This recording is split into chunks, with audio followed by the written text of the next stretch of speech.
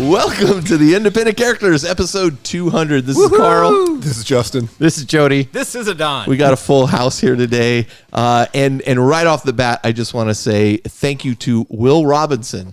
And yes, don't say it. I won't. Because Will Robinson is our sponsor of the show from our Patreon. Thank you so much.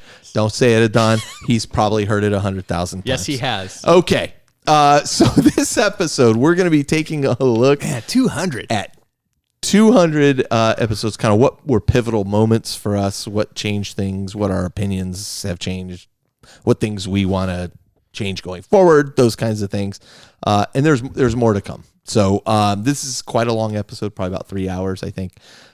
So yeah, I think we should leap right into Elite Choice right off the bat. Let's do this. Sounds all right, good. I'm going to go first, and I want to call out Dave Ross's Cultist Skullwalker. So rad. Oh, it was so cool. What an amazing use of bits. Oh my God. Okay, I have to say, when I first saw it, I thought it was Jeremy Wood.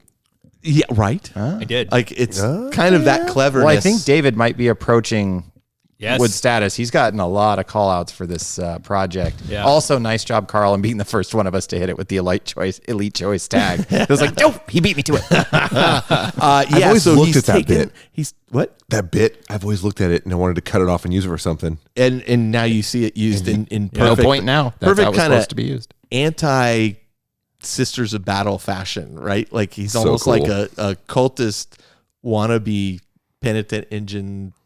What's the guy that's on the Throne of Judgment. Throne of Judgment? Yeah, I mean, Karamazov. this is that's him. This is such a great use of this model. I love seeing it, and it's well executed and well painted, and just really well done, David. Congratulations. Yeah, you can just visualize this guy walking around the battlefield, just yelling and screaming all the beauty of what chaos. why you should join our side. That's right. Blanchitsu, grim dark goodness. Yeah, Extra arms, severed heads, crab claws. Super well done. These are a few of his favorite things. Justin. So I had to go for Wen Qing Du. I hope I pronounced that right. I probably didn't. And his son, who made it into White Dwarf. Yeah. Oh yeah. With How cool was that? A dual combo, the 1-2 punch of his oldest son, who's using I don't know how old. Did he mention? Like I don't. 8? I was like looking about at him. I 8, was trying to figure out how old he was. Not very old. What Yeah. a father-son dream that is. Yeah. So apparently, his son had done the contrast and the dry brushing, and then he went back and kind of did the final refinements. But what a duo! I'm now tomorrow. I have the next couple days off. I'm now going to make my kid contrast and paint my models, and I'll do the details. I think the thing you want to point out here is that he got featured in. White Dwarf. featured in White Dwarf. Yeah. How rad is that? So At cool. Do you know such how long a it took young me age. to get featured in White Dwarf? You know how many of us haven't been featured in White Dwarf? Yeah, right. I know, right? I think I made it in one. You guys should get better. get good. Yeah. All right, my Oh my Jackson. God! Look, if anybody here should be featured in White Dwarfs, it's the three of you gentlemen. Oh, thank you, sir. stop. But just super cool. Not and, Jeff, but the three of you guys. man, that might be a hobby goal of mine. I love the Inception style photo of the picture, his son holding up the picture of him painting. That was So it good. was super cool. Again, Justin, nice job beating me to this. I was like, yes, there it is. Damn, Justin already grabbed it. Adon. Adon, I picked Tom Taylor Biggs's Harlequin jet bikes. Beautifully He did done. kind of a Japanese style art on the carapaces of the jet bikes. Yep. And it even kind of beautiful. it's kind of incorporated the faces in a little bit into some of it. And when I saw it, I had to do a double take. I'm like, oh my gosh, that's actually on the models. Yeah. It's really, really nice. I think job. that is beautifully Yeah, done. it is. Really And a couple well additions to that too. Tom is also behind the getting to know you posts Right. on the Yeah. community page. We He talked about posts that, yeah. lots of really cool questions, Yep. and those are always fun. And also, I must say, Tom, I've seen personally your hobby level up a ton since I've first seen your work. And keep it up, dude, because Awesome. you can see the progression. I think when he posted this, he actually was asking like, "Hey, which one do you kind of like the most?" All of them. Yeah. For the Yes. record, you're bottom left. The reason being, lots of contrast. Yeah. I Always like push the bottom, contrast. I like the bottom right personally Yeah, me too. because I like the style of the way the Japanese painters would do the mountains and stuff is represented in that. Look, all of them. They're all really cool. Your whole army should be a mishmash of all these things. So if folks, when you go look at these 6 bikes, Tom and I, it's actually been fun. I've been messaging back and forth a little bit about this one. Look who's so important. Was there doubt? But I picked it as the choice. You sure did. And go look at the comments though. Amen. Way to go, community, because he was asking like, which ones do you like, which ones don't you? And it's amazing how varied those responses are. Yeah. The ones that I was like, these two aren't very good, and here's why, and I was being a big jerk about it. I went back and looked, and I was like, there's a bunch of people that was their favorite ones, and here's why. And but Justin's right. You're right, Justin. It's the one on the lower left. No, it is. Bottom right. Bottom right one's really good too. Put more black in your Harlequins. Lower left is pretty cool. It's the bottom right. What you get from that is we always talk about contrast, and you're going to get more. Not the contrast paints. No, but sorry, contrast. contrast. Yeah, you're going to get that pop off the table. Up close, I would agree that the bottom right, Carl, is the most artistic and the most. But from arm's length, that one on the bottom left will pop more. If you blur your eyes, which one of those grabs you? Right. Top center is for all the reasons you said. Top center. Yeah, that pops it too. I was going to say top right, but on the tabletop, all of these are going to jump out more than so poorly good, painted dude. Space Wolves. So good. Yeah. Keep it up, dude. So Jody. All right. So Zane Magnuson just asked a question last week. He said, have you ever come across a tiny detail in a model that you absolutely love? I was painting a Crutox yesterday and noticed the top of the gun is actually a jaw piece. And then what other people chimed in with was... My computer just died. He's grabbing my What iPad. other people chimed in with, I loved that these call outs because there are these little details. Bob Simmons called out the flux capacitor of the jump drag stick in the back. So good. Great detail. Sean McCree called out maggots that are inside Death Guard models that when you assemble them, you don't see them anymore. Yep. And then Michael Shumay bolter ports on Chaos Space Marine bolt guns are actually skulls spitting out the bullets. Yeah. And then I was like, I want to think of one. And then, of course, went instantly blank. But, I mean, it was really fun to, like, immediately be able to visualize all of those different little cool bits. And, like, how about Abaddon? When you build Abaddon, you have all these underlying bits. I haven't assembled them yet. So when you build that model, there's so much detail that the design studio put into him, where you see his the black carapace, and all these things that are being covered by armor plates. How crazy is that? So it's like, why? But yes. Well, maybe because somebody wants to model in a diorama, maybe getting armor put on or something. How cool would that be, right? Like, or you could Magnus is another chunk out a part of his armor, like he took a hit. Magnus is another one too, where people would sometimes they don't use the breastplate, sometimes they do. You know, I mean, there's and it's fully realized. Why would you not use nipple horns, dude? Listen, you know, it's interesting. If you don't Chest use horns, those nipple horns, horns, you're gonna get attacked by space wolves while you're in the hot tub. So you gotta, you've really gotta protect yourself. That's all I'm saying. One of the designers was on, I want to say it was Voxcast, it may have been Stormcast, but he was talking about how when they're designing stuff, they actually have to think about, well, if I put that little, I want to put this lug on here because that's how you would pull this thing off of the knight. Mm-hmm. This is how this plate comes off. He said, because I want to think about, well, maybe there's somebody who's going to actually make like a loading, structure that's actually putting the knight together. And so, I don't want to put stuff on there just because I think it's a cool looking thing. I want to think about what function does it have. Oh, that's interesting. And so it's really cool that they put all this thought and effort into the designs. Absolutely. I'll tell you what, a year ago, we were talking about how conversions are dead because of these all form fit custom design models. Yeah. And like you could only build them one way. These newer kits that we're getting, here a year or two later, where there are these underlying details. Yeah. Look at the community page. It is constantly full of awesome conversions. I mean, it's true. One you just called out. Yeah. But and it's part of that is give all those people that are complaining about that some pewter models and say convert that. Convert that sucker. I just did one of those recently. Oh yeah. I'm sorry. Officially, I'd like to say that's I mean, power tools help, but still, no, not enough. All right, you guys got anything else you want to add before we just launch into this thing? All right, no. I can tell by all your faces. So, okay, thank you again for joining us for episode 200, and away we go. Maybe you think you know everything about Table War at this point, but do you know about the good work being done by the folks at Table War Charities? If there is one thing we've learned about the wargaming community, it is how supportive and generous it is. If you're looking to help with a good cause, we might just have the answer for you. Table War Charities is a charitable organization with the focused purpose of funding or providing autism advocacy in schools for students and their parents. Early intervention and the tailoring of educational services is critical to helping children with autism reach their full potential. For more information or to donate to this important cause, please visit tablewarcharities.org. And right now, if you donate $10 or more to Table War Charities, we will send you a $10 Table War gift certificate. So if you're looking to purchase anything from Table War, you can also help some great kids out in the process. All right, so let's kick it off with a bit of hobby progress for episode 200.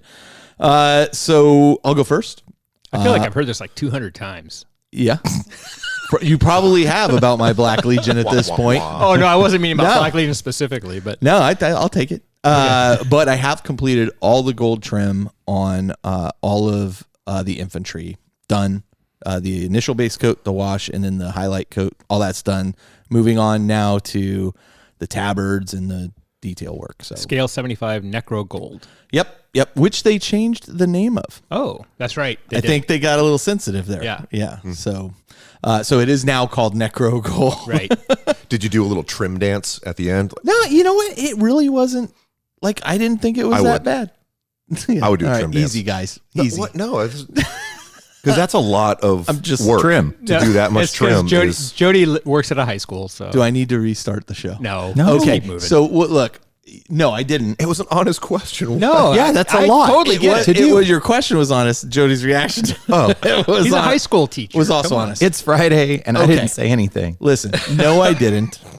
But Should've. it also wasn't the chore I thought it was going to be. Well, that's good. I blasted through it pretty. And you pretty got that. easily. You said you got it all shaded, highlighted, Yep. like it's done. It's done. So that army's goal- basically done. No, there's a lot of other metallic on it that needs to go on. There's the red tabards. There's chain mail pieces to There's it. the pouches There's and the stuff. eyes, the pouches, the guns. Et cetera. What are you going to do for the eye lenses? The red glowing effect. You are going to do that. Mm-hmm. Ivory, and then Tamaya red, Yeah. and done. Really? Oh yeah. Okay. Well, if it's that easy, I'll take it. I'll do that. So, not a problem. Yeah. Other than that, that is pretty much it for me. I've done a lot of purchasing as Sisters of Battles are coming out. Sisters of Battle are coming out.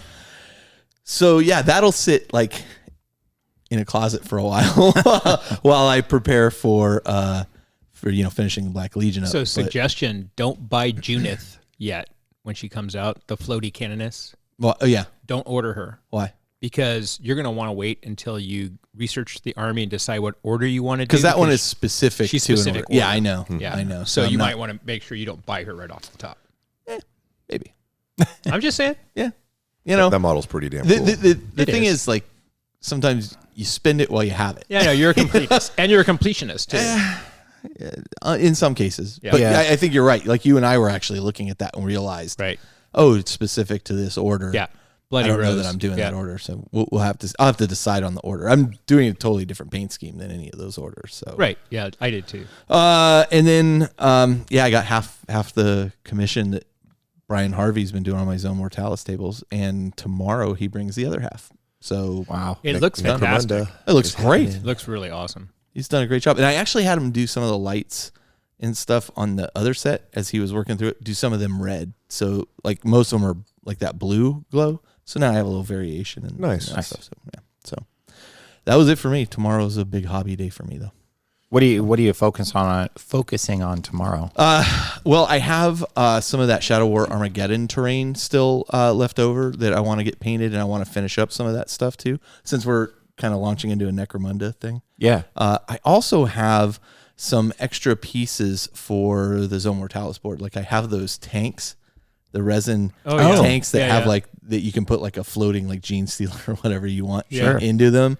And I've had them sitting in a drawer forever too, so I want to kind of get them cleaned up and assembled and start working on them. Well, and then anything the, Necromunda related, I'm working on barrels, that kind of stuff. The Necromunda, the doors set fits the Zone Mortalis boards. Oh yeah, yeah. So you could have a bunch of extra doors and stuff. I have actually a whole bunch more doors too. Oh, okay. Yeah, I have all the resin ones from Yeah. when Those Zone plastic Mortalis- ones fit. Yeah. Oh, that's good to know. That's good to know. Did you get your gang from Ed? Yep. Oh, I didn't even mention that. Yeah, so Ed finished my Goliath gang as well, which he did a great job on. Yeah, I can't wait to see him. I'll show them to you during the break, but I really like them. I think they're great.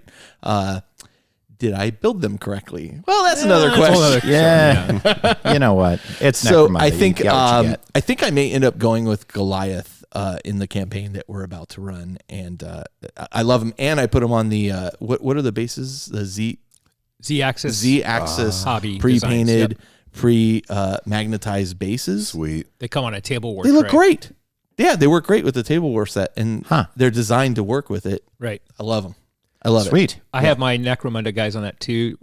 Just a suggestion, if you haven't done it yet already, when you pop the bases out, file them down. Yeah, I know. The edges. Yeah, Because otherwise you have problems taking them out. yeah, I saw that. And then the other thing was Adon went there too, but we went down to Ed's from Life After the Cover Stage for their 24-hour live stream, and we participated in that for a while, which was kind of fun. So, But did you do any hobby progress during that? I finished up the Black Legion edging. While you were there? Yeah. Yeah, I worked on some stuff there too. awesome. Yeah. So, And that song, Doug. oh my sang. God. Oh my gosh. Wow. If you guys haven't seen that, they have it on their stream. Like you can go back and watch it. And It's hilarious. Doug's alter ego, Harry Filth, and Travis's alter ego, Skinny Pete, Yeah. sang a well unrehearsed song that About Doug Life After wrote Cover Save. for them Yeah. about Life After, which was pretty impressive. Yeah. So He never fails to surprise Well, and then later me they. with what he does. Travis kinda came out improv- dressed up as Batman at one point. Oh, that was hilarious. Fat my Batman. Oh my God, Out it of was shape so Batman. funny. Yeah. And then Those stairs. There's a lot of stairs.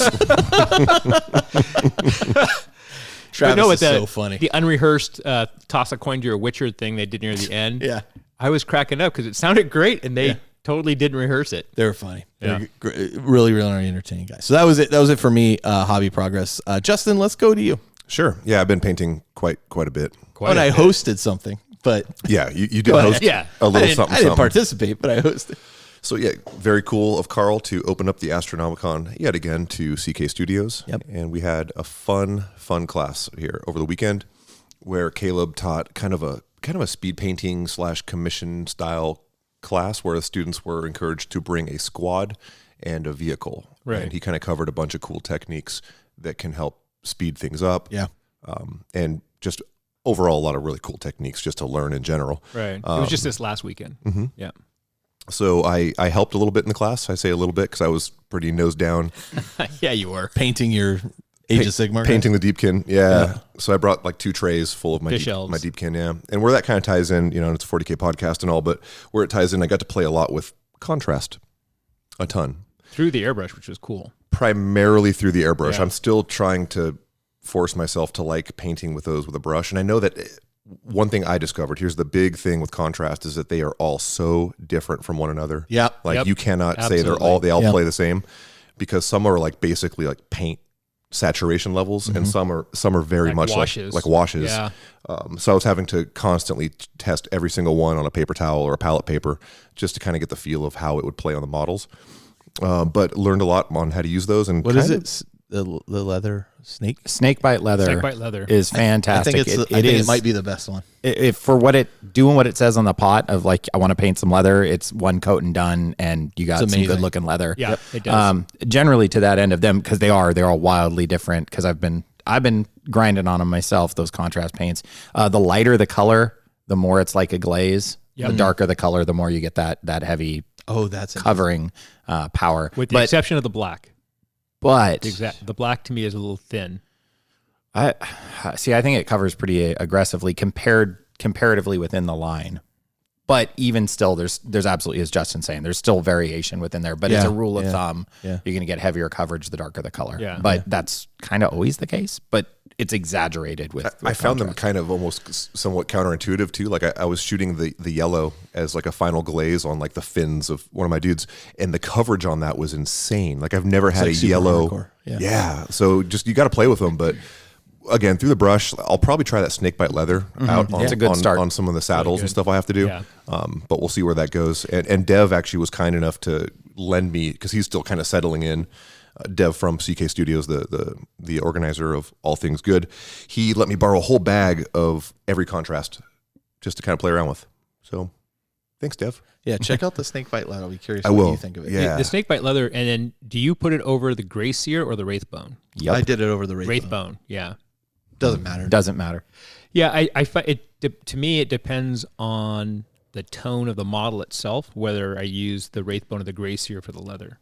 Yeah, and when I get into my hobby, my section, I'll talk specifically about that because I played with that technique specifically on Right. something I just did. So Okay. so we'll talk more about that. So, Justin, let me see what else you got going here, man, because it looks like a ton. Yeah, a lot. yeah. Yeah, a lot of stuff. I really Before you move on though, you originally were going to do those CLs with the color shifting paints, and I did. Right. and then Yeah, you you did, yeah. and you I painted over decided 'em. you didn't like it. Yeah, it was two parts. It was that I kind of fell out of love with them. Okay. It just kind of, to me, the more I looked at them, it just didn't feel like the route I wanted to go, and it kind of started to feel just like I was looking at a metallic eel. Can I make a guess as to why I think that's the case?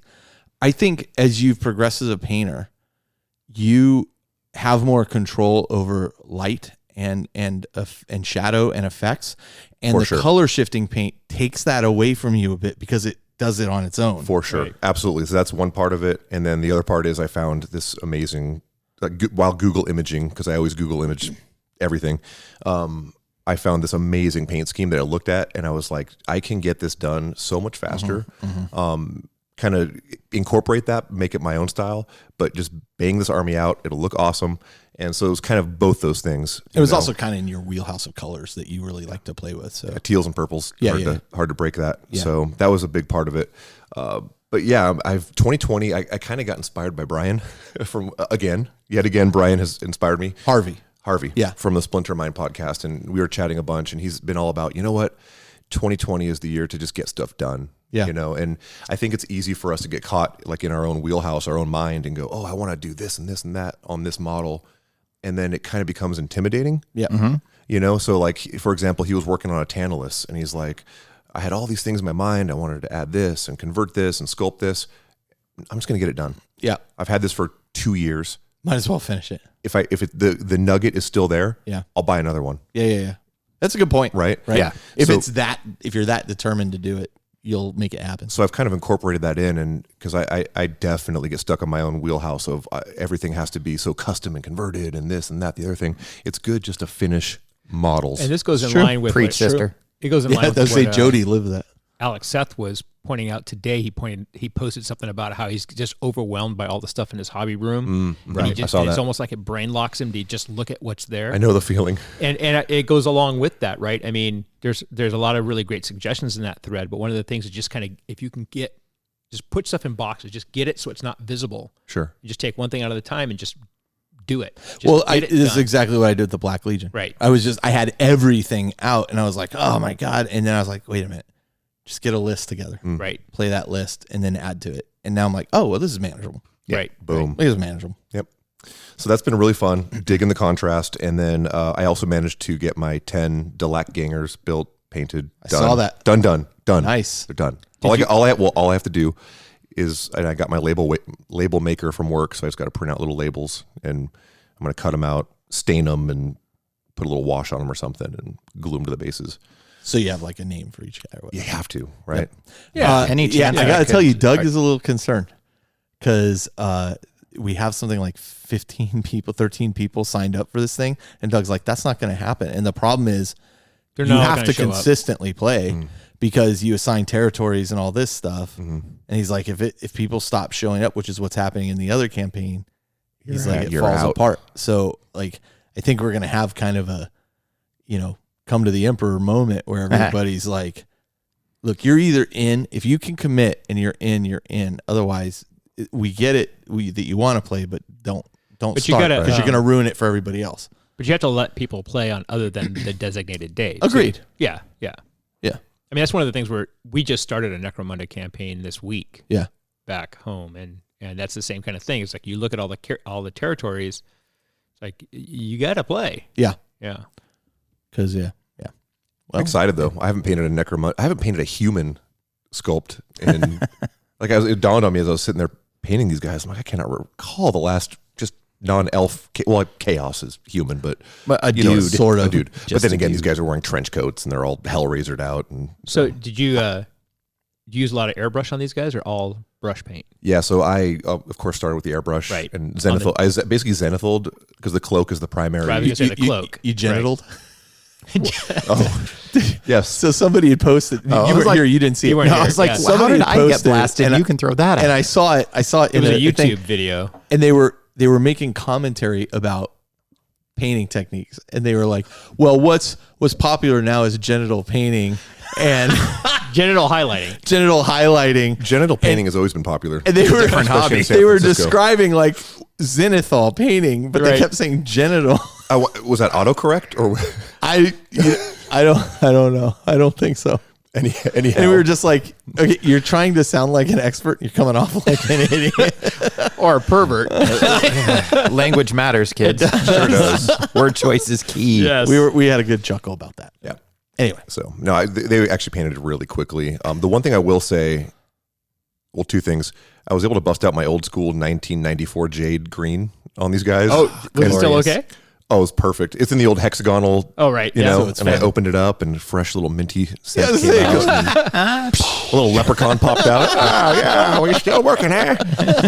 And so I stippled that onto the shoulders. It's just amazing. Those colors are so ancient. They don't even separate. Yeah. What has changed from then? I don't know. to It's interesting because Aaron Global finished warming. off one of his hexagon pots during the class. Yeah. And he actually had to like pause and do like a little ceremony to throw Right. this thing away. 'Cause I'm not going to transfer those things to a dropper, No, man. no, They no, stay. no. Yeah. They Yeah. stay. So That's funny. But all of you Delakians out there, for the love of God, succeed where I failed. Don't glue the heads in.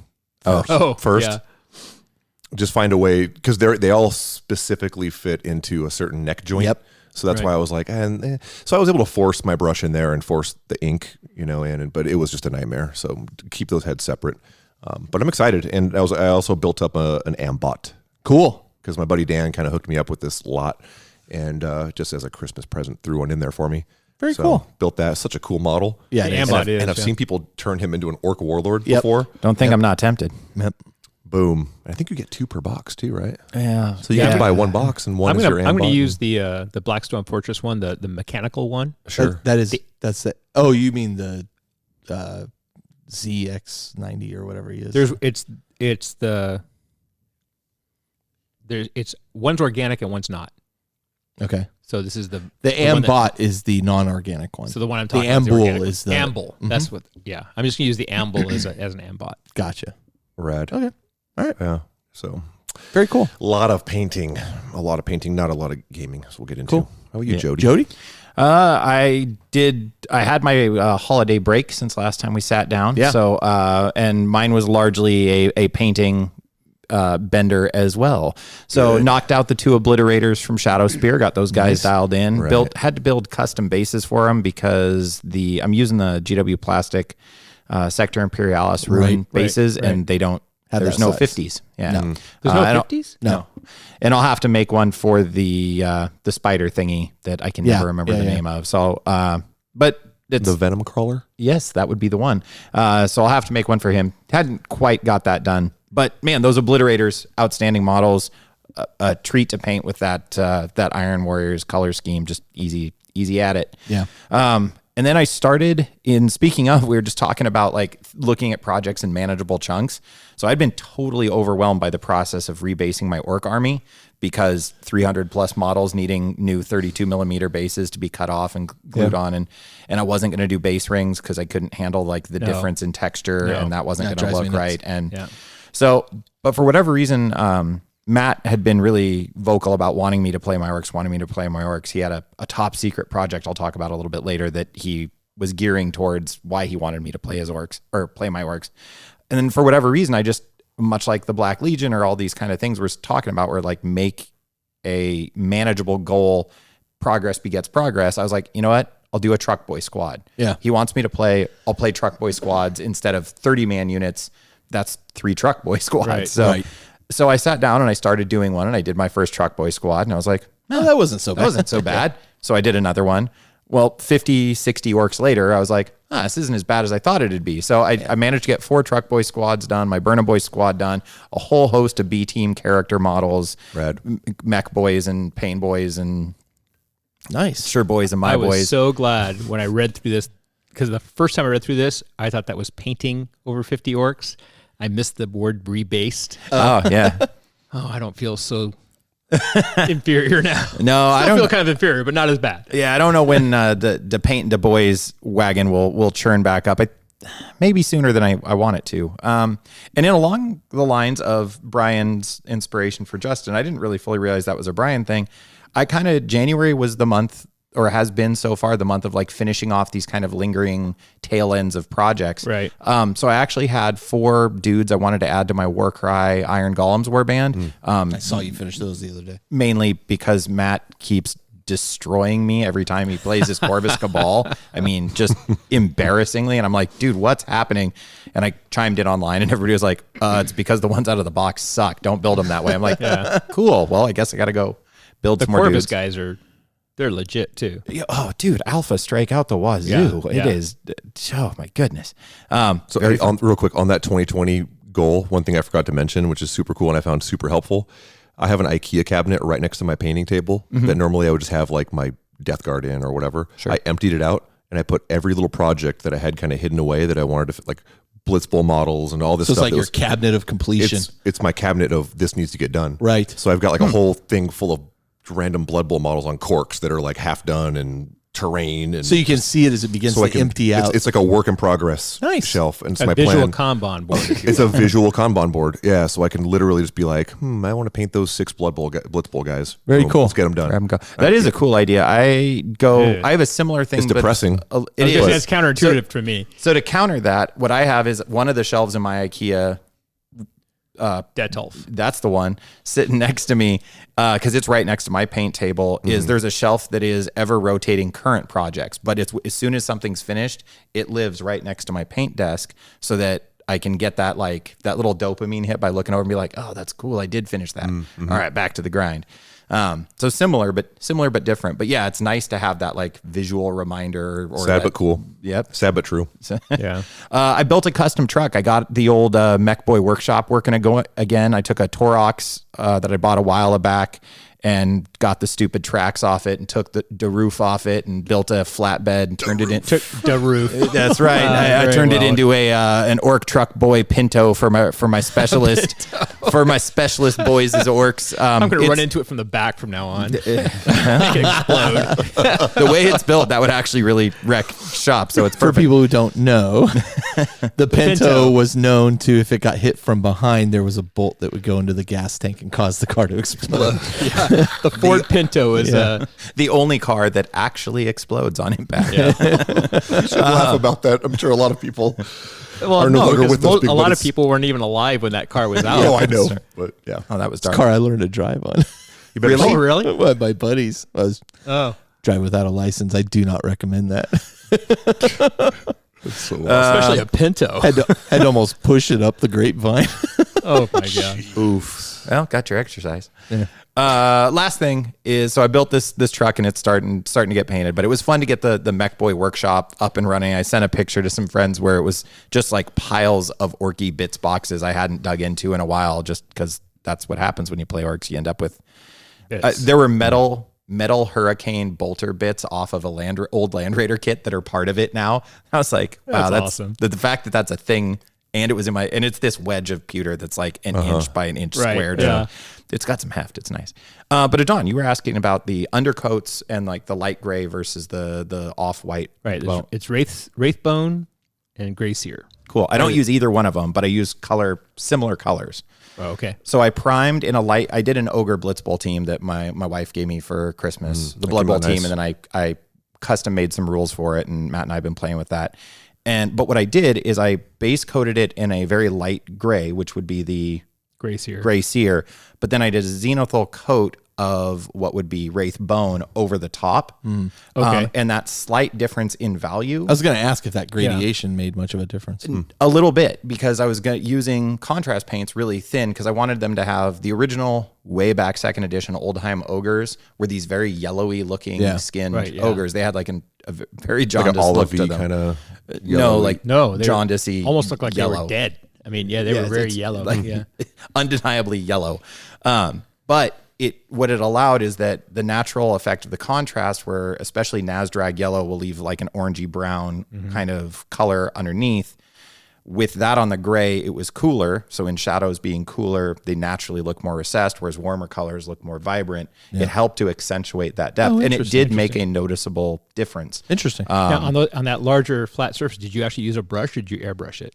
I brushed them by hand. Yeah, once you get used to the contrast consistency, you got to work fast. You have to work fast and thin. And I'm not using the contrast medium. I'm using water. I have the contrast medium.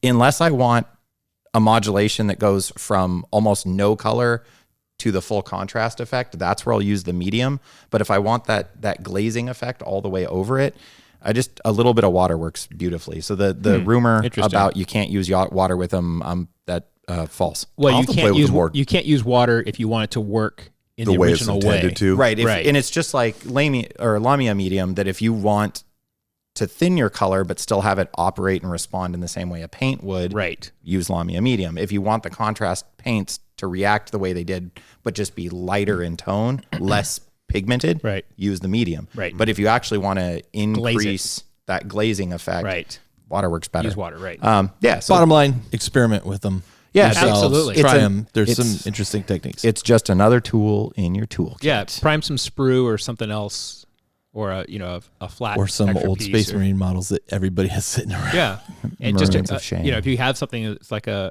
you were saying, you have this bits box. If you have like an old panel from some vehicle or something to practice on the flatter surfaces, because that is a technique you have to learn with the contrast paints, because it is not as if you've got detail and rougher surfaces, it works great. The stuff that's difficult is to learn how to use it over the smoother surfaces. Yeah. In my experience. No, I think you're Definitely right. I think you're right. Don, let's talk about what you've been working on. So I also attended the Astronomicon class. Yeah. And did a Sisters Rhino, black Rhino that I used almost no black on it to paint a black Rhino, which was fun. And then did some work on a squad of Griffins of Justice Primaris Marines. And I worked a lot with the gray on that. And it was funny because I was staying nearby in a hotel. And so I'd go home in the evening and I was building the GW cargo containers in my hotel room. Right. Just pass the time. There you go. What the heck? And I was like, oh, how am I going to transport this thing? I don't really have a lot of room left to transport. So anyway, but somebody had a great idea. You use a rubber band and you put the two end, you close up one end of the cargo container and you put all the scatter terrain inside the cargo container and then rubber band it together, and it makes it much easier to transport. Yeah, that's a good idea. Yeah. So, but anyway, imagine that, a cargo container carrying cargo. Yeah. Who'd have Well, thought? see, one of the big failings in that kit for me is that it was a really missed opportunity. I would have really loved for the door to be an actual hinge that you could open, like a Rhino door, like the back of a Rhino. Sure. It would have. Why did they not do that? You have to either glue it open or shut. Yeah. Well, It doesn't hinge. I'll bet you somebody's figured out a way to hinge that thing. Like they drill through it and then put in rod and all that. But what a hassle. Right, exactly. What a hassle. They I just have glue the mine closed. technology. I just glue mine closed and use them for line of sight blocking stuff. How long has the Rhino been out? Right? I mean, they have the technology. They know how to do it. Anyway, it was frustrating because I thought it was a hinge. Oh. And so when I was assembling, I'm like, okay, this is really annoying.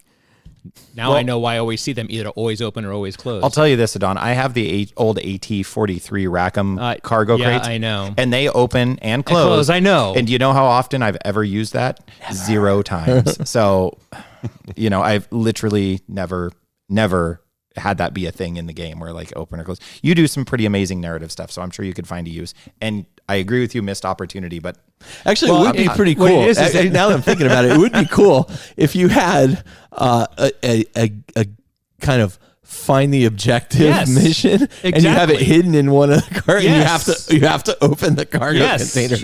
Yes, That'd be awesome. You have to go up to the cargo container. You have to enter the code, open it, and see if it's maybe it just explodes. And then a loopy orc pops out and goes, "Wah!" That's right. Yeah, no, exactly. They would be the container. But see, and here's the thing: is that I would like the ability to have it on the table either closed, or in a different game, have it on the table and have it be open so you could actually see through it and shoot through it. But you can't. You don't have that option. So you either have to go through the work of magnetizing it. Anyway, it's a small thing, but it bothered me. It makes it harder to transport too. Listen, if that's the worst complaint you have, I'm all set. Okay. Seriously, right? I mean, I assembled and painted a team of Venators for my Necromunda campaign that's happening out. That's not my campaign. In the campaign, you're playing. Yeah, yeah. And so what I did was I bought a bunch of the bounty hunters from Forge World. They're actually named characters, but I'm not using them as named characters. I'm just using them as bounty hunters. So there's one, she's got like one bionic leg and a big old axe in her hand, and she's got feathers in her hair. I don't think it's not Belladonna. It's the other one. I couldn't tell you what their name. And then there's another dude who has robes and he's wearing a Tau shield. Yeah, that's pretty cool. Thrown as a hat. I love that model. Yeah, that awesome. model is fantastic. And some of it was, I just love these models so much. Like there's the dude with the big old thunder hammer and the dog. Yeah. And pretty cool. He's I have him sitting over there on the. He's supposed to be specifically for. And I bought him a long time ago just because I thought he was cool and he was just sitting in the container. That's what's going on with me. And so I was talking to Alex, who's running the campaign, and I said, "So Alex, how can I run these guys?" He goes, "Well, do Venators and just use them as hunters. Cool. And just look at what gear they have and just buy that gear." I'm like, "Dude, you're brilliant. You just want me to buy some stuff from Forge World." He goes, "Yeah, could you give me the Escher heads?" But anyway, so yeah, I got that, painted it up with contrast, and I'm using the Z-Axis Hobbies bases for those. Yeah. And so I have a little bit of metallics left to do on those, and I'm almost done with them. And at the same time, I wasn't sure I was going to be able to get these in time and get them done in time. So I was using a bunch of my old metal Arbites. I was going to use them as Palatine Enforcers. And so when at the Life After the Cover Save thing, I was painting up the last couple of guys to match the guys I already had in order to fill out my list. Because again, I was just using the WYSIWYG gear that they had on them. Cool. Right, to do that. And when I finally got the sprues, the Palatine Enforcer sprues, I finally caved because I got a great deal from AJ. And I looked at the sprue, and I think each guy is like 37 parts for like one dude. I'm like, I don't know if I'm ever going to build these guys. It's really intimidating. So I haven't not built those guys. So I decided to go with the bounty hunters instead. I'm playing in an event at Adepticon called the Cracked Mirror. Yeah. The Cracked Mirror match. It is such a cool format. So tell me it's the an format, amazing because I know what a mirror match is. Right. And I run a mirror match. I did 2 or 3 years at Endgame. And a woman from Santa Cruz, Sue is her name, I think. She's an orc player. Anne. She won the first year. She'd never played Marines before, and she won because she's a good tactician, not because she's a Marine player. Right. And the second year, she was on the top table. There you and go. almost won.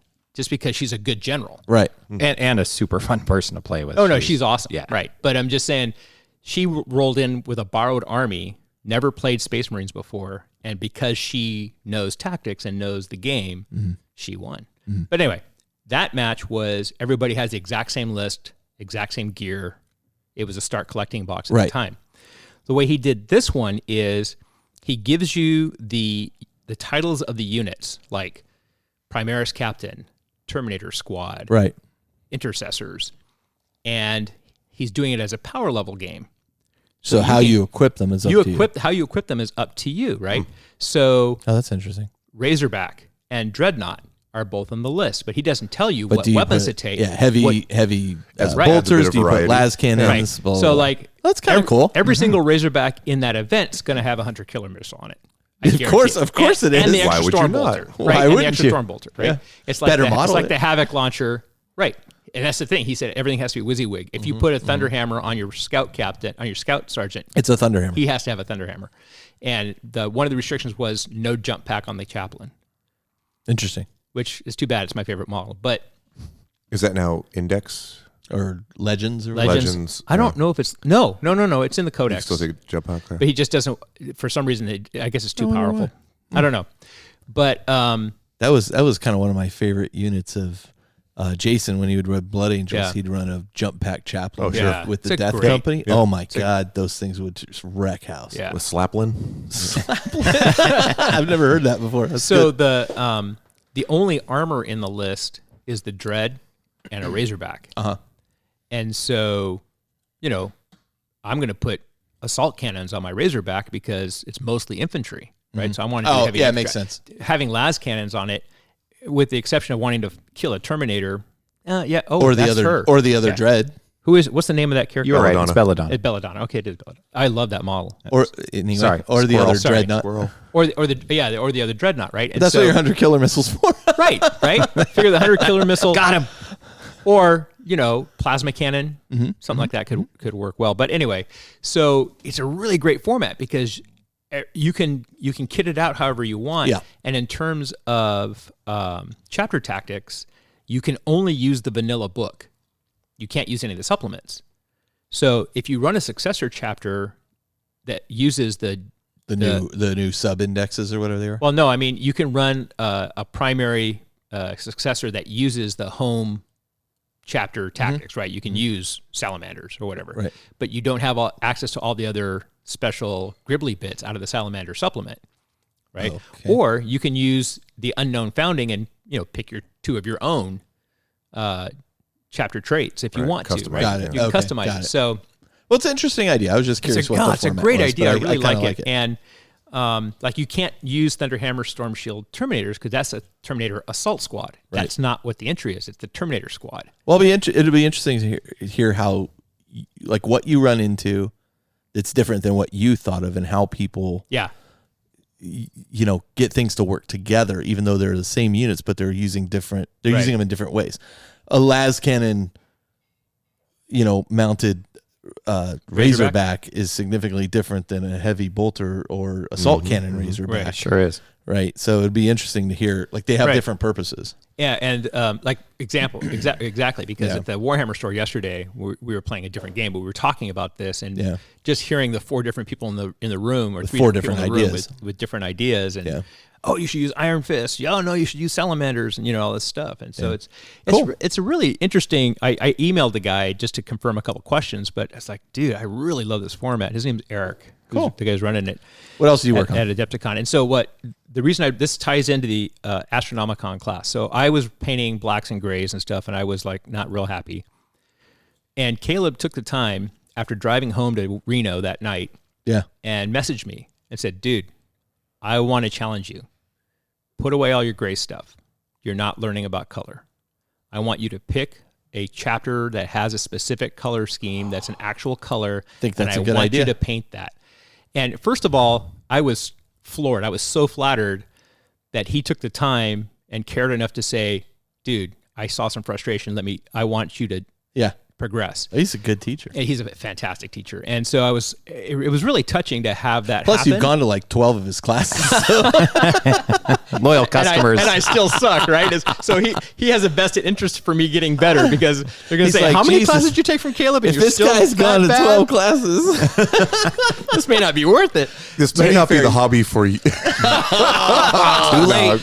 Oh, you know what? That's- Well, he did make a comment at one point, and it came out not how he I meant wasn't it. going to bring that up. Not how he meant it to bring it up. But Adon was working with these grays, and then he's like trying these different colors on the grays, and I think it was Caleb said, well, the problem is people are going to mistake those for poorly painted Space Wolves. And what he meant was it wasn't the stock colors of the Space Wolves. people are going to think they're Space Wolves That's right. because they're gray, but then they're not done like Space Wolves, so they're quote unquote poorly painted Space Wolf, right. Space Wolves. Yeah, It came out wrong, but it was funny. but it was all had a we chuckle. had a good laugh about it. For 2 days. Yeah, because Adon, you are the gift that keeps giving. He was like, "That's not what I meant." Anyway, but no. So he said, I want to challenge you to pick salamanders or blood angels or something that's an actual like color. Yeah. So you can apply the things that you have learned in these classes, because I'm going to toot my own horn a little bit. In the 102, when I did the orc, and the picture that I was trying to match it to, I think I did okay. Yeah. Right. I think I grokked some of those things, and so I'm going to do this I decided this cracked mirror match is going to be the time for that. And so Cool. I'm going to paint them as Exorcist. I'm going to do it slightly on the orangey side of red. Cool. Because I would really like to do orange, like straight orange, like Is bright orange a orange. color you tend to like or something? I like it, and it's the dread that I did in the when I took the 101 class Yeah. the second time. I did an orange dread. Oh, interesting. And I really liked how it played out, and there were some really cool colors that I never get to use, and so. But I'm going to do Exorcist for the crack mirror match. Man, you know who killed it during that class was Aaron. On those orcs. Aaron went to town on his orcs, man. I mean, he was a you know, machine. He was sitting right next to me, so yeah. did you do his orcs for him? No, it's Well, there you go. He did though. The other person who did He really, killed really it. well, I thought, was Colin. Yeah. Everybody Everybody did did, well, yeah. to be perfectly Well, honest with except you. me, but it yeah. was you're too freaking okay. Anyway, Dude, the second you started shooting that army painter strong tone into that light gray marine, Caleb did that. it looks hugely different. Caleb did that. but he didn't just do it and say, "Get out of here, kid." He showed you, right? Yeah, so you yeah, saw how it yeah. and that army painter strong tone for It's for so good. schemes For like that grays is is so really good. nice, yeah. But yeah, Aaron killed it. Like he got a lot accomplished. He really on his did. orcs. Yeah. And I was really, really impressed. Absolutely, yeah. And my buddy Greg, who I hadn't seen in a long time, he took the class and he was painting Star Wars Oh, yeah. models.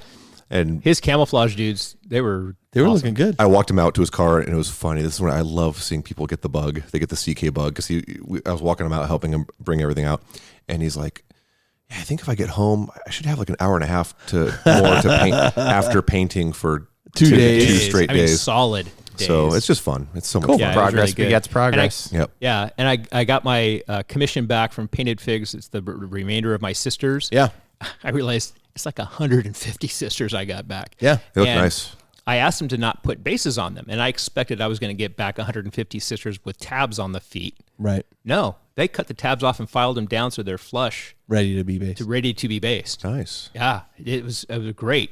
Cool. Great job. Cool. And people keep asking about, every time I talk about it, people ask about it. So I posted a thread on the page that shows how they're shipped. Yeah, I saw that. And so I think that answers a lot of questions for people. So if you're interested, you can go take a look at that. Rad. All right. Is that it? That's it. Yeah. Okay. That's a lot. All right. So going into episode 200, we're going to start trying some new formats of things.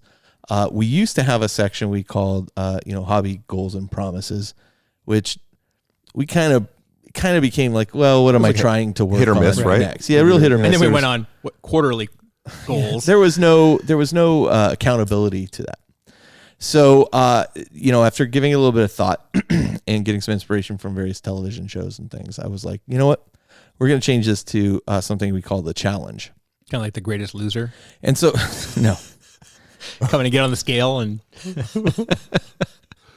Oh my God, can I? Okay. So, that wasn't that show. the challenge Wrong show.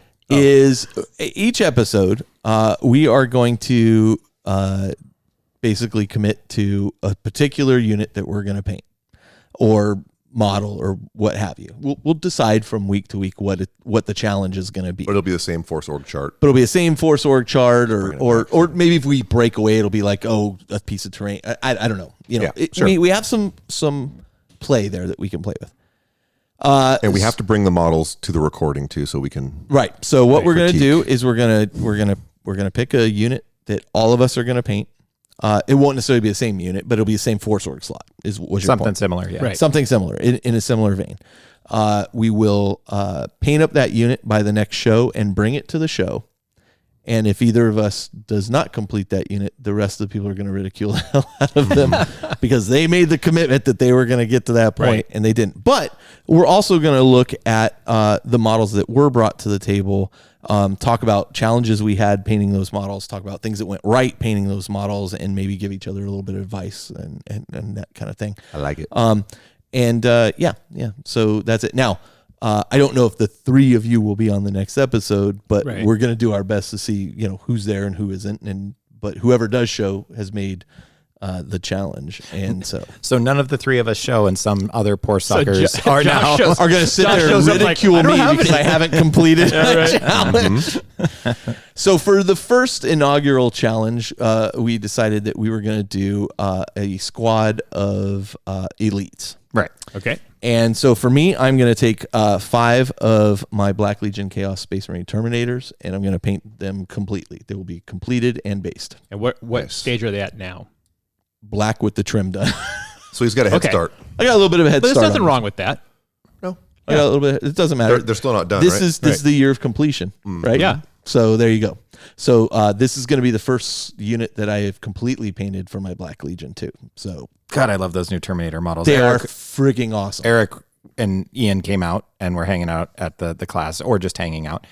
And I was eyeballing his. Man, I love those Terminator models. They're freaking great. They're deceptively like modernized. You know, I think Yeah. the photographs When you're you kinda first like, look at they them- look identical, but as you start, But then as you see it, you're like, Yeah, oh no, yeah, yeah. they're not. Better And poses, their pose is better. The better detail detail. work is Yeah. better.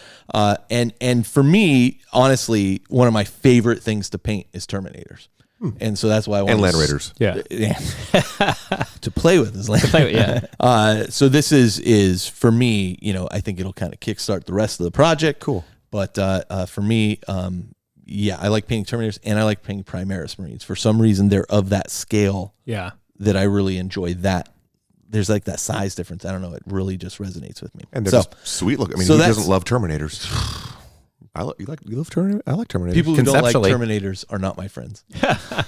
There are whole entire metas that they think Terminators are bad and don't use them. Justin, what are you going to work on? Wrong. Yeah. So Especially with two. I need to get you guys approval on this one because I'm sitting here trying to think of elite models that I haven't already painted. And so for my Corsair / Craft World list, I recently did like huge conversions on 8 Storm Guardians where I cut old metal Howling Banshees in half and I used their legs because they're all running forward and stuff. And I used plastic Guardian torsos, right? So that, and with Forge World Corsair helmets because they're Corsairs. So they're Storm Guardians, but they're basically half Banshee. So to meet that, But you're going Banshee to or run them as Scorpion? what? so in the list, I'm going to pretty much run them most likely as a cheap little 8-man Storm Guardian unit.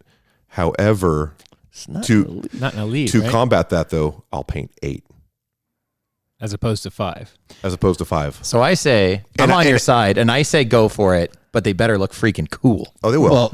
Well, Is Come Justin on. painting? they better look cool So- for Justin. Also, they're all. that just raised the bar. Well, I do have maybe Golden Demon stuff I should probably be working on right Let's now. see but that. Yeah, challenge 2 weeks from now. 2 paint weeks your from Golden now, Demon. finish my Incubi. You can take 2 weeks off, right? So if you guys are okay with it, otherwise, You know I'll what? have I'm going to let it. Anybody disagree? No, It's because the your beauty show. of it is if it shows up when it doesn't, then we get to give you sticks. Yeah, but we're all part of the challenge. Okay. so That's what rest I'm assured saying. they'll be done. They'll look All right. bad. They'll look bad. Well, at when I A. looked at I wanna at see it, just I the thought they were an elite conversions, unit. so So they came what the hell? out. They came out really good. you Okay. know? I feel like this is a win-win for everybody Yeah. because if they look troopy, then we get to Then we give you get to stick make about like it. troopy. Yeah, And if that's they true. look elite, elite. then we get to look at cool looking models. That's so true. Okay, it's how a about I'll win-win. put sweet back banners on them? You know, you do what you do. You. Yeah. You're just I one. got excited about some back banners. I like it. All right, Brad. Don, what are you going to do? I'm going to do 5 Terminators as well. Okay, They will be Exorcists because Okay. they're the ones for the cracked mirror match. nice. All right, So I have to go find some chain fists. all right. Okay, I just had an idea, You know, I may have some. Good. I was going to ask you. and this could be wrong. Should we all just do a Terminator challenge? No, Because I have Terminators I can paint up. I don't think we have to do that. I No. Do you have Terminators you can I paint up? can. And I'll be honest, I'm I can do that. glitching here going like, holy, I don't know. I didn't think we were getting this specific. I didn't pick anything yet. You were the one that I you know. said do a Force for Orc it. slot. I was like, we'll announce it this show. Okay. We'll start it next show. Terminator You're like, challenge. let's I'll just do it with you. All right, 'Cause I Terminator. just- I'll picked up- Amazon Prime order some of the new Terminators tonight. Okay, I just picked up black, dark. I got a gift card I gotta burn. Space, Perfect. angel, dark guy ones that the plastic. We all know what I'm talking about. No, I Get don't. them. Death Wings. Yes. Oh, okay. See? Okay. We did know what I was talking One of about. us. Faith and Fury, buddy. Terminator challenge. All right, it's on. All right, Terminators. Psychic Awakening. Or Crimson Fists. You know what? I don't Squad of care Crimson what Fists. you paint them up as, but it's 5 Terminators. There will be 5 Terminators All right. on wrong size bases. I feel like you and I are at the disadvantage of these two paint so freaking fast. I know. Good idea, Carl. And Yeah. you know that you know what? It is a good idea because it's going to keep me going. Well, and he actually does a feature called Kiefer of Secrets where he gives people like painting instruction and stuff. So Yeah, that's all right. Yeah. All right, Just all right. saying. So that's it. The Terminator, Boom. The Elite- challenge. Terminator Elite challenge. This go around. So next episode we will bring our Terminators and offer comment and. So you know what this critiques. means? No, I'll be back. I was just gonna say we have to do the entire episode in Arnie that was pretty good. accents. That was pretty good. So what's I'm up always with you? surprised when Adon's really funny. I decided to blend some purples. I'm kidding. But Dawn is comedy. Brutal. Oh, Brutal. All right. He's a all cruel right. mistress. All right, let's talk games played because I played the heck out of some games Yes, you did. over Yeah, this you period did. of time. First, I played a game of Thousand Suns versus Tyranids against our buddy Mason. yes. Mason, who everybody lovingly donated a bunch of Dark Angels to. He didn't want to play Marines. He didn't want to play Marines. He desperately wanted to play Tyranids. He actually took some of his Christmas money. He bought a Tyranid Getting Started box. Oh, nice. He borrowed my Tyranids for the game that we played, so he could kind of see how it goes. He was so funny. I'm like, make a list, and then we'll build the list. That way, you're not buying all this crazy stuff. And he's like, well, should I give him this biomorph or this biomorph? I'm like, you don't want to give a bunch of biomorphs to Tyranids. The trick is keep them light, right? Don't spend a lot of money, a lot of points on them. So we played a game. He absolutely really, really enjoyed it. He has bought the Getting Started thing, and then he's like, oh, but then I got to buy paints and I got to buy this. And I said, come over here. We'll get you started. Don't worry about it. I can show you how to get very basic, painting done on them. And then it turns out Anthony has a ton of Tyranids that he's just like, I'm never going to use these things. I will sell them very, very, very cheap to him. So That's awesome. yeah, so we're going to get him started on some Tyranids now. So you as well. take a cardboard box and dip them in bin wax and flick them. He's so excited about this. It's so funny. Like I said, at that time I gave him the Land Raider, and then that night he's like, well, so which guns do I put on this? Because I've got it almost done. And I'm like, oh my God, he got the box and he's already assembling this stuff. So he's doing very, very well. That's professional. Thank you. My bad. Okay, it happens. So I played a game against Mason. We had a lot of fun, kind of showing him how Synapse works, et cetera, et cetera. Really, really entertaining game. I played a game against Brian and his Dark Eldar when he brought over the first half of my Zone Mortalis stuff. So pretty. We played a great Zone Mortalis game using the rules from Goonhammer. Which they've updated, which are just fantastic and a lot of fun. And so we had a Zone Mortalis game, which was great. I want to say Brian crushed me in that Zone Mortalis game. I'm pretty sure he did. That's what I remember. Yeah, I don't recall. Every I seem time to I've recall played against his Dark Eldar. getting my butt handed to me a lot. Then we had a game day going on. That was that same day. Yep. And Jody, myself, Steve, and Matt played a 4-player kill team game. And I am often and frequently impressed with how that game works in Multiplayer. over 2-player segment. In 4-player, just there's a level of attention you got to pay. Yeah. And there's a whole new tactical dynamic in that game when you're playing with, now who goes first, now who shoots first. Oh boy. Yeah. You really got to be paying attention there. It was a lot of fun, and it wound up in a 3-way tie out of 4 players at the end. So great Coming in game. clutch with rolling those ones on a leadership test. That Yes. was That's got me true. back in it. Otherwise, I would have been on the L side. That's true. I had a lot of fun with that game. Yeah. Then, everybody left, and Shell was like, how come you never ask me to play? I wanted to hear this line Oh, because you played against her. yeah. So Shell was like, how come you never ask me to play? I was like, well, you never expressed, do it. let's play a game. And so Shell and I are actually going to be playing a lot more because she's expressed a lot of interest in this. And in fact, Caleb volunteered to make her paint up a Night Lord's kill team for her. Oh, Nice. And I was like, done. I'm not going to argue with you on that Very one. cool. So, because I've seen the Night Lords he did Yeah. for the Nova Open stuff, and they look beautiful. I want to say was he like- actually airbrushed the lightning. He did. On those things. He did. That's crazy. Yep. So, So the Shell and I played the Sheldar came back out. Yeah, we played 1,000-point Zone Mortalis game on a 4x4 board, and I played my Zeech Demons, and boy, was it bloody on my half. Like Eldar are pretty awesome. Bladestorm is pretty amazing. The ability for Dire Avengers to move and constantly be running and shooting, and And Zone Mortalis particularly. Zone Mortalis was a little rough as I couldn't seem to open the doors. And so what would Doors happen are is hard. I would try to blast the door They were down. baby gated. I would try to blast the door down psychically so that I could then assault through. And what would happen is I'd get it down to one wound, and then she'd finish off and come through and slaughter me. So nothing went right in that mission. But in the end, I at least was able to kill her Warlord and all that. But no, she crushed me. She crushed me. Even though I had pink horrors splitting into blue horrors, which she So, found Carl, very it's sounding- frustrating. But It's I sounding love. like Zone Mortalis is not the game for you. I love Zone Mortalis. I know. you, it is you the better part for me, twice. buddy. you got some terrain for Yeah, it. I do. And then last night we were continuing the Warhammer Fantasy role playing game, the new one that's out, the 4th edition, I think it is, with Doug running it, and that's Lars and myself and Tom and Steve playing. And boy, I really enjoy that game. It is brutal. I got regrets. I was so close to being in on that, and then life happened, and I am jealous. That Yeah, sounds well. amazing. It's With Doug and GMing. Doug is, Doug is a Doug great is a person to GM. Can fantastic you GM. imagine? Yeah, he's fantastically fun. So that's me. I've gotten quite a few games in. Not to mention all the other board games and stuff I played while you guys were in the painting class. So, lots of dice thrown. That game is amazing.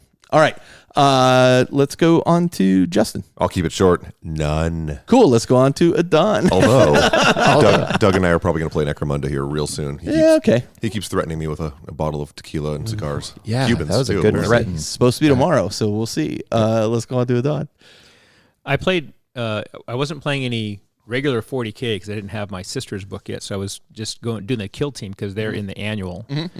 So I did a few Kill Team games. I only listed a couple here. Against a Traitor Guard Kill Team, and Which is just guard, right? You just ran as guard, but he had some the Trader Guard models and stuff. Yeah, Those those are well, awesome. and he also had he had some demon stuff. Like he had a Psyker.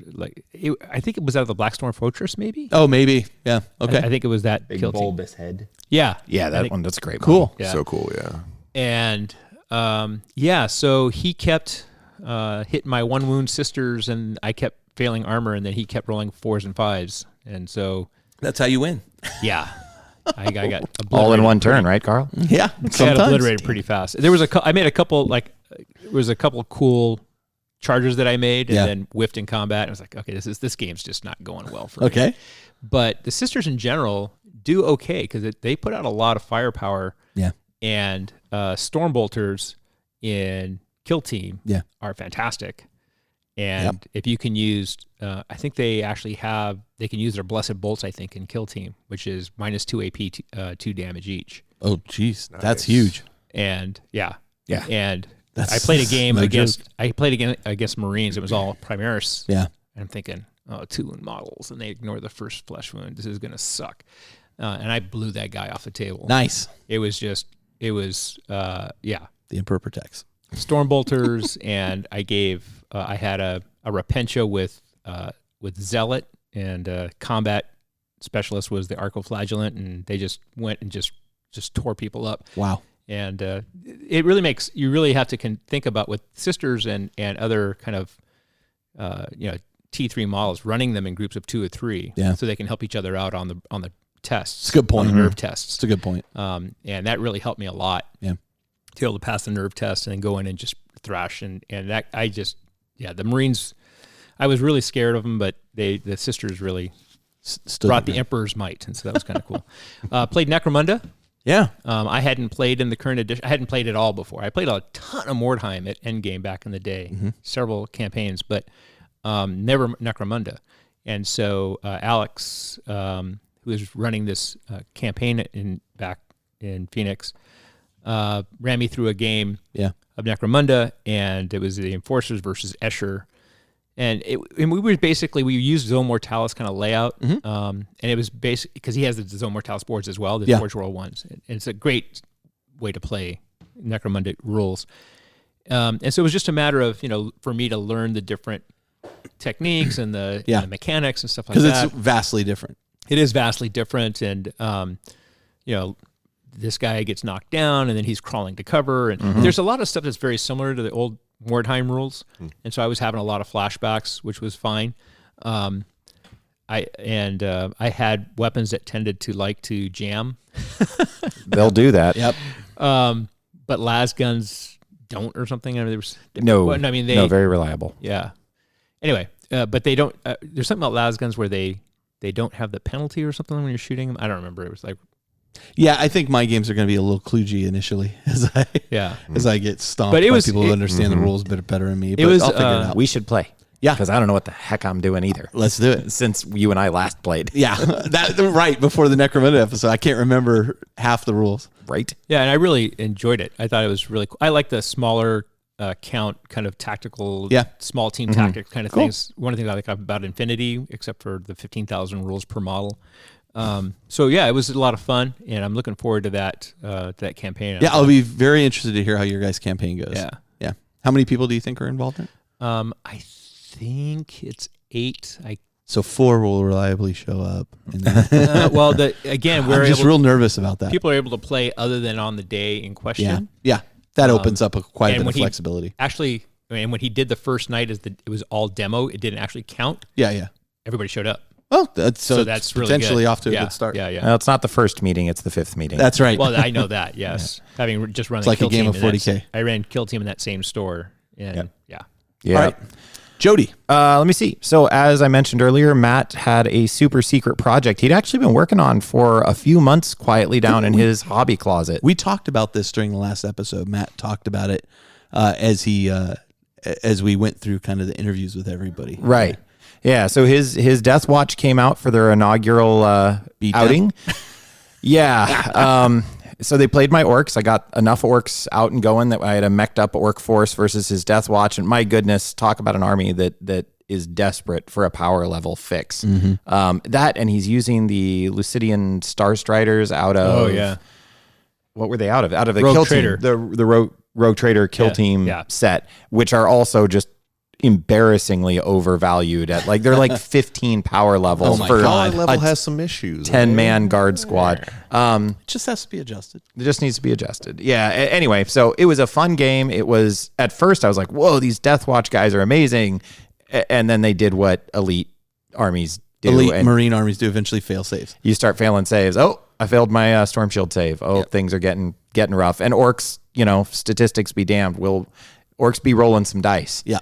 So I had my bad moons. It was good to get them back on the table. Start thinking about a new warlord. Going to have to build a new warlord for them because I think Brog's day has passed by. It's a new wog. It's a new day. Oh, nice. Hey, he Well, had a look, glorious career of head chopping. 300 to 500 years has passed. So Yeah, he somebody got him somewhere along the line, or he's off just stomping a trench through somebody else.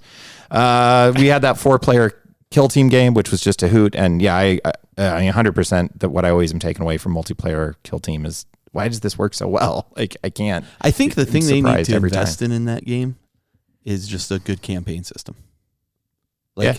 Like if that were the next Kill Team expansion, like Kill Team campaign, right? Yeah. And it's like on the detail, like they give it a lot of thought, like the Necromunda thing.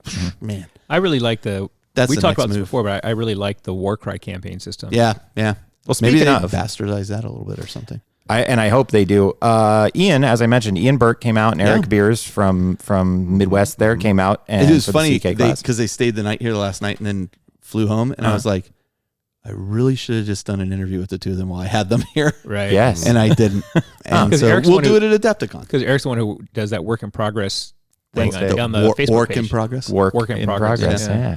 Yeah. So Ian came over on the first day of the class and hung out at my place. Yeah. We got some breakfast, which was great. We ended up playing Warcry a little bit head to head. And Blitz Bowl, I heard. Yeah, played a teaching game. He had not yet played the Blitz Bowl, and allow me to now he likes the Blitz apostolize.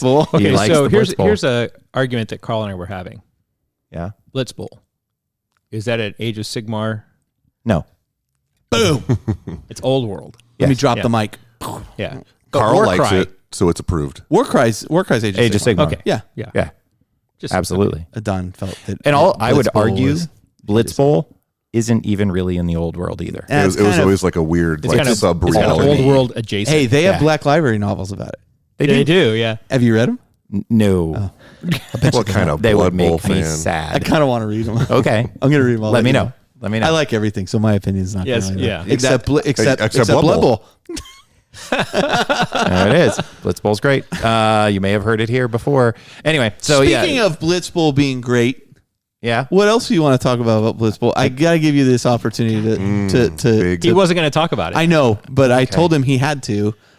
Well, now I do because Let's it'd be really plug- weird if I didn't. Let's All right. plug a new podcast, Jody. I don't want Wouldn't it be cool if there was a Blitz Bowl exclusive podcast? Oh, Jody, it Mind would be cool. blown. What are we going to do about that? That would be the Yeah. most niche podcast I'd ever heard. So it is truly like, what's your angle? No, I just told you it's about Blitz Bowl. Yeah. So this is also your fault, Carl, by the way. So you had Matt on and Matt was like, that was really fun. But like, because Matt is so obsessive the way he is, sorry, Matt, I'm just cat's out, buddy. So because of the way his twitchy awesomeness works, he was like, that was really fun, but I felt like I wasn't very good at it and I want to get better at it. So I'm going to get some stuff. So we contacted Dan and Campbell of Badcast and they gave him some recommendations. Oh my gosh. And he went full ham and bought all the stuff and was like, are you interested? And I'm like, well, do I want to talk about Blitz Bowl? Yes, duh.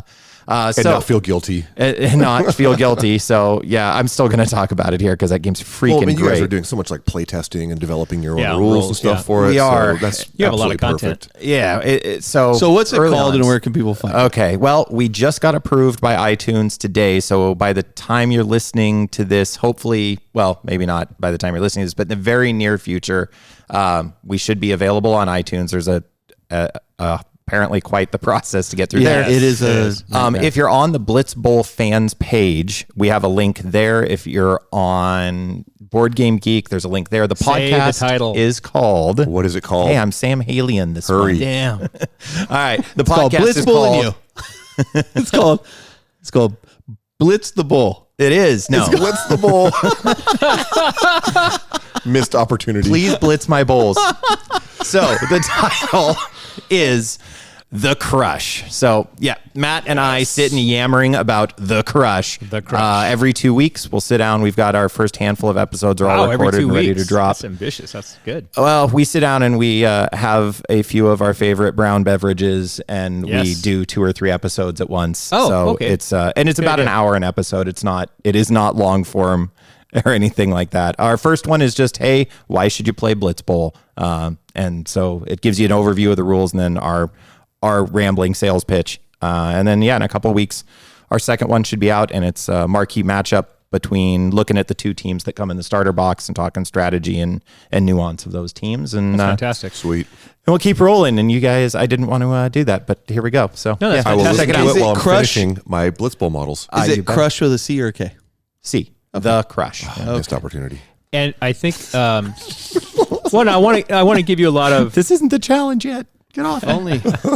I want to give you a lot of credit though for not talking about the idea of a podcast for over 2-3 years until the game actually is canceled, and then finally doing it. Right. So, because I know other people who did that, Yeah. so that's good.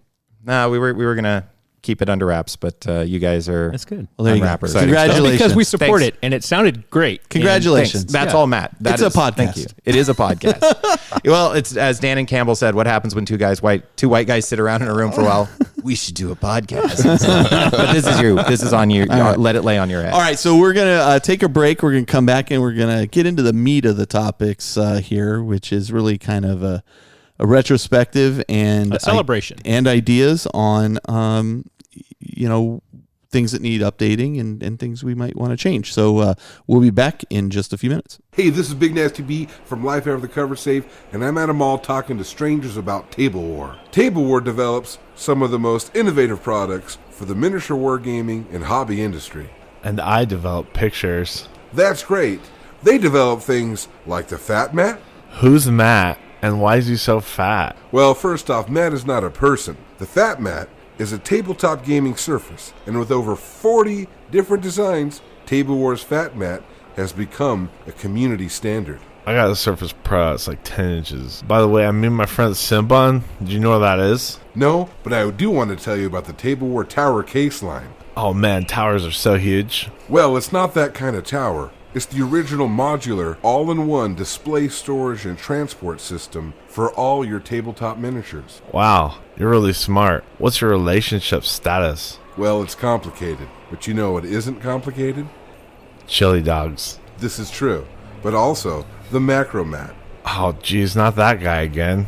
The Macromat is a one-of-a-kind, innovative photography backdrop, perfect for collectibles, hobby miniatures, and small works of art. Its durability, portability, and functionality in one inexpensive product. I wasn't paying attention to what you just said, but do you validate parking? No, I do not. But if you want more information, head over to tableward.com and check them out. All right, and we're back. Justin's holding his breath in anticipation. So, yeah, our 200th episode. I gave a lot of thought to this episode. Back when I think we did like 50, we were like, yay, we hit 50. And at 100, we were like, yay, we hit 100. And 150 kind of blew by. I was like, yeah, okay, whatever. I didn't want it to be like this kind of thing where I sit there and I pat myself on the back for 200 episodes. A lot of podcasts But out there still. are hitting in excess of what I do. I think that, however, I think the quality of the show that I present is one that's well thought out each time by all the guests that join. I think it's something that, I definitely go over quality over quantity. Yes, Right. I was just going to say that. As opposed to like the orc, quantity as a quality on its own. Sure does. For me, it's much more important to have a relevant topic that we're passionate talking about, right? Almost, for lack of a better term, timeless. I try to be. In some most cases. things- We're yeah. actually going to talk about it, I guess. And we'll talk a Yeah. little bit about that. So as we hit the 200th episode, there were a couple of things I wanted to do. First, I wanted to say, Jeff and I started the show almost 10 years ago. April will be 10 years. Cheers, Jeff. We love you. We we were the right combination of, I think, voices and people. Jeff was more pessimistic than I was. I think it lent to good conversation back and forth. I liked having disagreements about it. I think it made for entertaining shows. Yep. And I was open to other perspectives too back then. Now I'm not. Carl's way or the highway. Get out. This is not true. But when Jeff decided to leave the show, I think it was around episode 92, 93. It is somewhere in there. actually the 80s, but then like he was around for a couple after that. Right. Like there was Right. late 80s. Yeah. When Jeff left the show, I asked him, well, do you want me to close up the show? Because it was our thing. Right. And Jeff was like, yeah, I really don't care, what you want to do with it. Because That's just his personality, right? Like so easygoing, just yeah, super. There's no ego there. It's just yeah. And he was kind of falling out of love with 40K at the Right. time Right. and whatnot. And so I said, okay, well, I've got this idea where the show becomes mine and I have rotating guest hosts because we have such a great gaming group and a great group of personalities and people And the whole that have, concept behind the show of making you Yeah. feel like you're part of our gaming right. group, I think right? it actually bled into that even more. And to be honest, Jody has really kind of emphasized a lot of that as he's come on board. He's been like, let's have people live come on the show and talk Right. to us and Right. that kind of thing where we're drawing closer to other people. It's one of the core tenets of the show. I think Jody hit on that right away and elevated that even. But my point was Jeff left. Justin, you joined for like 4 episodes before In a row, yeah. before Adon joined. So it was kind of you and that I how that for played a while. out? Yeah. It's been Yeah. so long. Yeah. Yeah. Some of us went back and researched it. Yes. Episode 92. The two of us. 92 through 96 was Carl and you, and I jumped in episode 93. Episode 93 was the first time the three of us were on the show together. Yeah, yeah. And so you guys just, had the drive to be there every episode. You were nearby, so Justin, so that made it a little I didn't bit have an easier. excuse. Less of a drive. Yeah. Adon drove really far because he was just really committed to being on the show. And now he enjoyed it. flies really far. And now he flies really far. That's the level of commitment we're talking about. And then we would occasionally pull in somebody else depending on the Right. topic of the Oh, show. yeah. I think the reason Jeff came back was because we were doing the Right. Horus Heresy books. coverage. That's Yep. right. Yep. And he and I had a rhythm down Right. and a pattern to Yep. that. And so the thing has now evolved over what's interesting is you guys have actually been on more episodes than Jeff was at this point. Time marches on. Yeah. And it's gone fast. Like it feels like, it's gone really fast. It's funny. blurry. I was back a little bit listening to the first episode you joined. Oh yeah. That Jeff was there too. And So nervous. you were super nervous. Yeah. Never in a million years did I think I'd be I think it's just that hearing your own voice and like you get behind the mic and That you're was like episode 8 don't or something. and ah and Yeah, something like that. say like every other word. People get just all the those minute the little mic came things. on, people would get nervous. Right. It's really weird. Yeah. Yeah. I try to just pretend that I'm just talking to you guys, and then I don't really think about it. So Yeah. Well, you're a little seasoned. At I'm this used to point. it by You're this you're point. well done. So anyway, my point being, the show has come a long way, and we went through a phase where I stopped doing a show for 6 months or so, 7 months. Came back, tried a different way of building the show, and ultimately found that I didn't really like the way that was working out. It was okay, but it wasn't what I was really shooting for, and so we went back to the original way of doing it. And decided, occasionally a show's going to slip because of scheduling, but it's going to be really good when it comes out, and that was really our objective. I think as we look back on 200 episodes, we can say it's exceeded all of our expectations. Big time. I know it exceeded Jeff and my expectations a long time ago, and now it's even Could bigger you than that. imagine like going back to that first episode and thinking to where it's come now? Yeah, no. Like Yeah. that's And it's been an absolute pleasure to do. Obviously, I needed to take a break for a while. I'm glad I did, because I came back like super reinvigorated about it. And I guess my point is that without you guys, this show wouldn't happen. And so I'm super glad that you guys have been a part of it for so long now. But I think we're all kind of practiced at it by this point. Yeah. So, Well, and the people who every show download it and comment on it and then share it with other people and talk there is about no it. us without you, man. well, No, it's really true, it's though. totally- it's It really totally is true. But I think that the point there, which is a good one of Don, is the show went beyond like just a show. We used to have forums. We closed down the forums. We moved it to a Facebook group. The Facebook group's super active. We launched a Patreon, which exceeded my expectations in the Patreon as well. That chat channel is frequently busy. Right. The Discord there. Yeah, or the Discord channel is frequently busy too, with people just talking about anything, right? Right. I don't know how often you're on it, Jody, but Dan was looking for you the other day because I need to jump on that. That Dan is in champagne there. room is funny. Yeah. I'll have to check it out. No, my hobby Discord is real smart, and I'm not. No, actually, Amen, brother. we use Discord for our hobby group for the high school. Yeah. So that's pretty much what I use it for. So, and I get overwhelmed when I look at the independent characters one, because there's so many voices and so many people. Yeah. But I gotta up my game. Matt's been up my nose about Yeah, when it too. you log in, it says 273 new messages since you last came in. yeah. So anyway, I'm glad everybody is enjoying the show who's listening to the show. If you're not enjoying it and listening to it, stop. Why? Yeah, Go do something you listen enjoy. to the crush. Stop or tell us. No. Tell us why. Like, I mean, feedback is good. Yeah. It just, it's one of those things where it's just it's a passion project for us. It was never about making money. I've actually resisted that. I resisted doing the Patreon for a long time because I was like, I don't want, it's a hassle and you get money involved, and I just want the show to be the show. And And you've actually like turned down or ended sponsorships too. the commercials you hear, which are for Table War, for Table War charities, for CK Studios, Mini Wargaming. and Mini Wargaming Dave, those are done because those are my friends, Right. And I do not charge them for it at all. Table War charities, I'm a member of the board of directors for, so Full disclosure. but it's there. Part of it was I can use this platform to help Right. kids. So anyway, point being, thank you for everybody who's listened so far.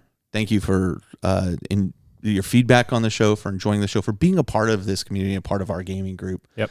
Because we have made a ton of friends, and we'll get into that in a little bit. But I wanted to take a few minutes and talk about what are each of our 2 favorite episodes and why those are our favorite episodes.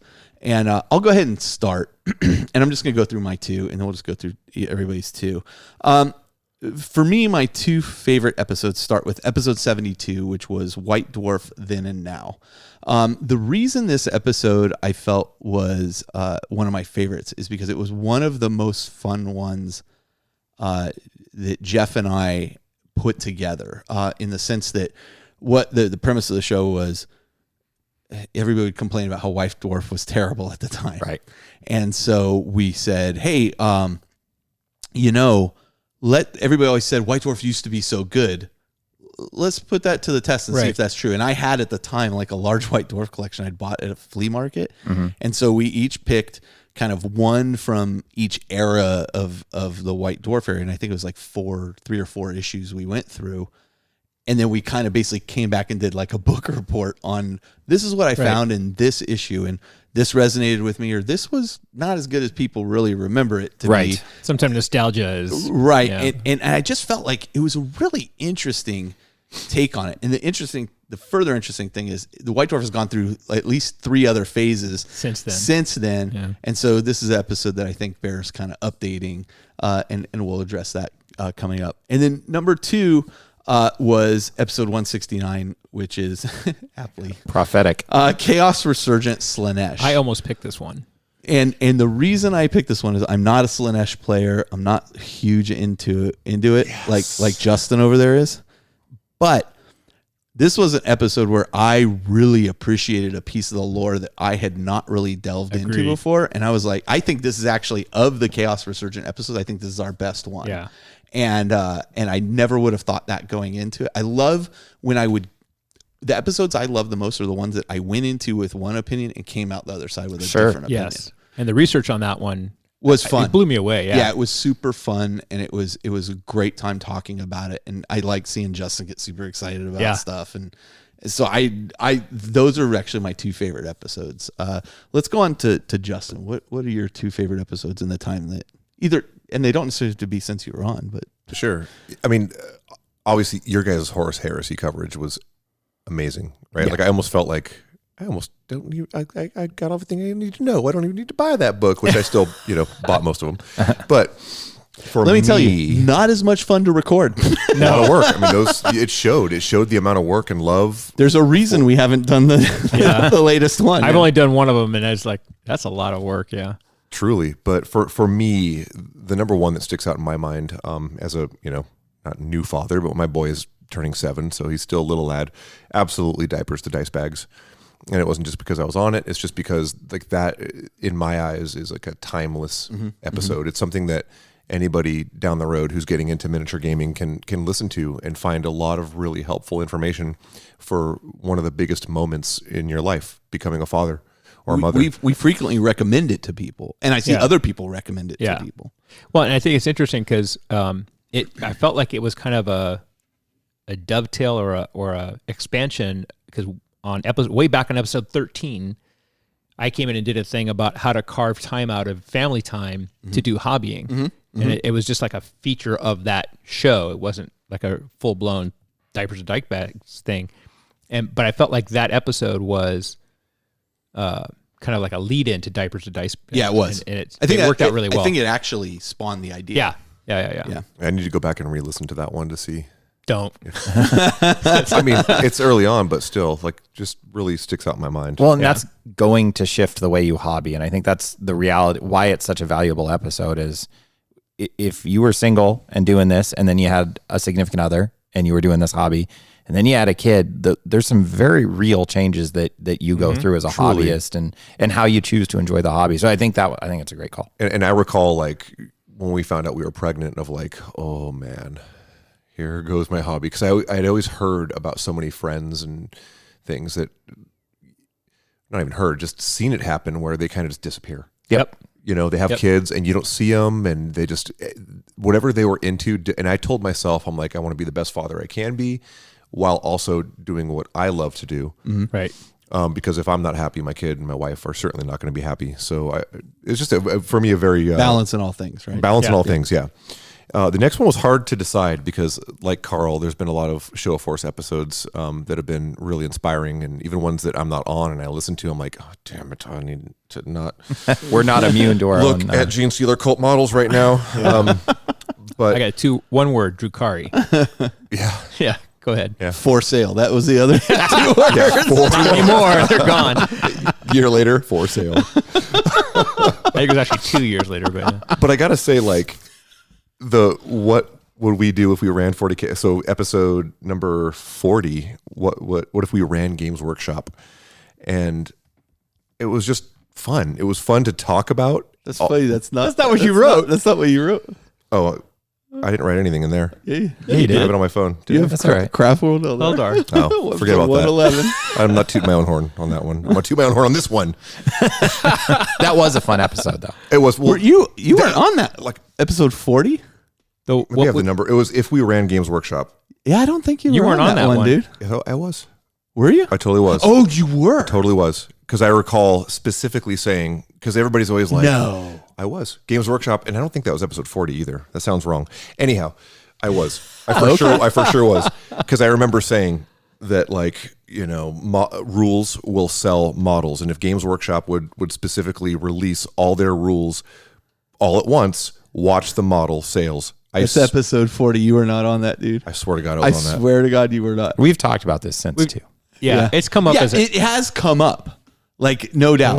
But I promise you, you were not on this episode. This was before I think we even. Did we do met. another episode then where we were talking about? Because No, I remember this was Zach. we talked about in This one of the was- year-end retrospectives, either 2017 Yeah, or maybe that's 2018, what it was. when they Yeah. were talking about releasing all the codexes for the Yes. for 8th That's edition. what it so was. then it's Show of Force Eldari. That's awesome. Yeah, no. I remember this episode because this was Jeff, Zach, and myself. And the thing Right. that I remember the most about this episode was we threw out all these ideas damn, I about drank things too like much. I would have like this massive battle bunker in the U.S. Right. You know, which is now The Citadel. Yeah, I mean, like, Well, they had a battle bunker back then, am but I they thinking closed. of? but they had all closed. Right. And we talked about these various things. And I remember because at the time, I remember Ed Brown, who was the customer care guy for Forge World Right. at the moment, like we talked after he listened to that episode, he's like, so this is why that idea, this idea, this idea, and this idea They're not aren't gonna going to work. work. Yeah. And I'm like, well, you know, let me dream, man. There's a reason you don't own a company. Yeah, exactly. There's a reason I'm not running Games Workshop. Yeah. I'd be like, everything's cool. yeah. All right. Well, let's funny. go on to That's it. really funny. Well, the Craft World Eldar, which, by the way, Craft World Eldari was it was a freaking superb. Yeah. Brian was on that with me and yourself, right? That was the Drukari one. No, who was? Brian was on we the had Drukari. I with know you. he was on Drukari, of course. Didn't we have a third person on the Eldari one? I don't remember. That's not one of my favorites. Okay. I didn't. Yeah. That was almost There 100 was a episodes third one. ago. I do Yeah, recall it was the almost passion 100 episodes. exuding from myself. Carl was like, I've never seen this side of Justin before. Yeah, it was amazing. It's like, look how prepared he is. It's his favorite. It's his favorite. Don, let's go with you. I think it was interesting because when I was going back and listening to old episodes and things. Some of them are painful. well, back back on episode 85. Yeah. Right. So, By the way, before you say that, yeah. I also discovered like episodes 88 and 89 are missing. Yes. I have to replace them. Right. So I got to find them. There's links to them, but they go to a 404 page. Right. So I got to, hopefully I have them on an old drive. So 85 was where it was back to just you and Jeff. Yep. And you had said, okay, we've decided we're going to have a third chair. And I was that third chair. I was like, oh, this is so cool. Because I'd only been on like 3 times before that. And then I wasn't on again for like a long time, but it was kind of cool that as I was doing research, I was like, oh, wow, I forgot he said that. And I forgot that I was sitting in that third chair. So it was really fun for me because at that point it was the 4th time I was on and I was feeling a little bit more comfortable with it. And so that was kind of a hoot, but that wasn't the favorite I was going to talk about. It was episode 128, Okay. which is actually not an episode. That's a return, right? That's the one we did in the ether when you and I were just hanging around. You messaged me and said, "Hey, Right. what are you doing this weekend?" Like we hadn't recorded because I had shut down the show. Right, and we said very emphatically during that episode, "This is not an episode. We are not restarting the show. We just want what to this hang one out was. and I talk." could not remember. Yeah, Right. And so because you randomly messaged me out of the blue and said, "Hey, what are you doing?" I was thinking about maybe recording something. I'm like, "Heck yeah, I'm down." Yeah. And we sat in your office in the other house, and we just kind of riffed on what was going on. Yeah. And it was very clear. We said it like, I don't know, 100 a dozen times. yeah, Yeah. during this is not an episode. This is not an episode. It's now listed as episode 128 because we came back, and it was funny because Shell and I knew you were coming back. You I was apparently the only one that didn't. right. Everyone knew. But it was a lot of fun because to me, you felt it felt like there was like no stress. Yeah. Right? It was there was I no mean- expectation involved with it. And you even said, I'm not going to broadcast that I'm putting this out there. I'm just going to throw it out there. And if it hits, it's going to hit people's feeds if they're still subscribed. Yeah. I mean, And it was just- the reality was like the show was stressing me out. Right. Like because, and now I've kind of matured a little bit in the way I handle it. But the reality is when you have a show that is popular, a lot of people ask you to do a lot of things. Right. And I'm not somebody that likes to say no. Yeah. And so, That could be hard. yeah, I mean, it's just like, look, I'd love to advertise your Event. 16-man event in Tennessee, but Right. no. Yeah. I'm just, there's international reach here. Nobody, find local folks around your area that want Right. to go your thing. Nobody's going to travel from out of state, or maybe they will, but the next state over, whatever. Yeah. But, and it's hard. It's hard to say no to people. And I would get a lot of requests from companies, a lot of requests. Right. And I'm just like, I just don't want this obligation. This is just a hassle. I just want to put out a show. So that was part of, and I wasn't getting time to play Right. because so much was involved. But yeah, so that's a really interesting point. I forgot that we had kind of just recorded like, let's just record something and put it out. And it was funny because I was listening to it again, and you were very clear about this is not an episode. That's what you titled it, not an episode. Right. And so it was a lot of fun, and it was kind of cool to just kind of sit back and relax and just enjoy it. It's one of the things I like about the Patreon episodes is it's just kind of just chat. I mean, And- we have a little structure to it, but for the most Right. part, it's just, this is what I think. Yeah. So I thought that was kind of cool. And so, because I'm thinking back, the Facebook page opened up. Sometimes I still think of it as a new thing, but it opened up in May of 2011. Oh, did it? Yeah, No. May 18th. The Facebook group? Facebook group. No, that doesn't can't sound be right. right. The page It or the is. community? Because you're talking about the page. The page probably opened Yeah. in 11, but the Right. community itself, like the group, is that was- maybe Right. 5 years old. I think it's older than that. Anyway, Okay. it was surprising to me how far back that stuff went. Yeah. There was a picture from an IC's meetup Oh, yeah. from July 2010, July 23rd, 2010. Oh my gosh. And we were It was at a deep strike event. It was, That's but what we not called the one it. at Harry's. It was the one at St. John's Bar and Grill. Bar and Yep. Grill. And I had forgotten, but you know who was there? He was in the class, Colin. Oh, was he really? He was there. He's in the picture, right in the very No front. way. Yeah. Oh, how And- funny is yeah, that? it's so funny. So Now I feel bad. I was like, it's nice to meet you. It's like, we no, met he was before. actually at the Deep Strike event. So it's just fun to look. It was I really enjoyed just going back through the different pages of the blog and looking at all the old pictures and, all the Interesting. different hairstyles and clothing and all that kind of stuff. or more of or lack More thereof. of. Yes, I wasn't going to say it that way, but Different Thank hats. you. Yeah, different styled hats. Yeah, you got the Formula One hat on tonight. Yeah. So no, it was just fun. To me, the joy of it's not really one episode. It was actually the activity of going back and Yeah, yeah. looking at all the old stuff. All right. Because I ended up being regular right around 128, and that. Yeah. It was fun. Jody. So I was super tempted to go find my first episode, and I honestly couldn't find it. I think my first episode Don's was is 13. okay. A Warrior Lodge episode, I think, was the first time it was Probably. on. It seems likely. I think it's like 98. Yeah. I don't know. Yeah, you weren't part But of I the one also- where we did the Yes. after the Maester event up event. in Santa Cruz. Yep. I don't think I was on for that. Yes, you were. Was I really? I listened to it. Okay. Check this out. There you go. There you Thanks. go.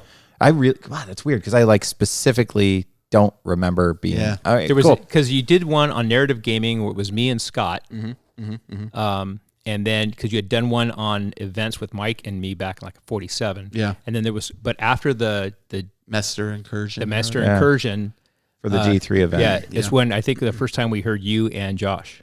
Interesting. Oh, cool. Anyway, but those weren't mine.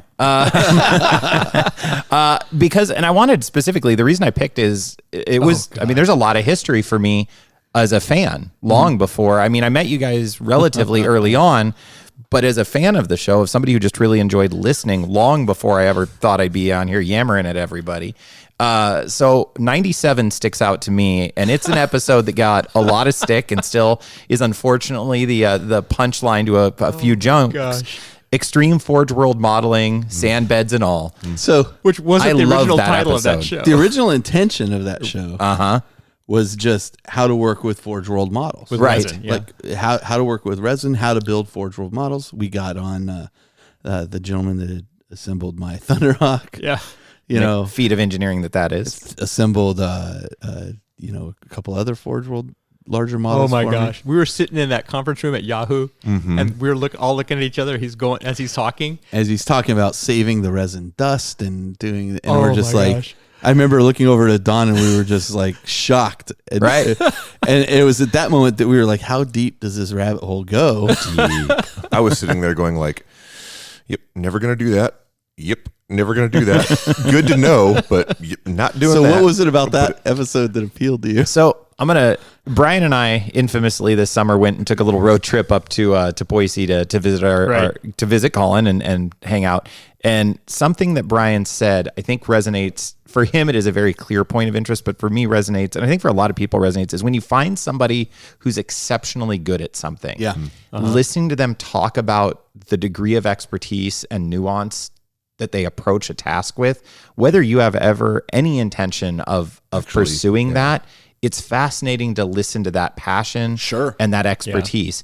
And I agree with you, Justin, on the saving the resin shaving powder so I could use that to maximize my joints was gap not filling. a thing I was going to be doing.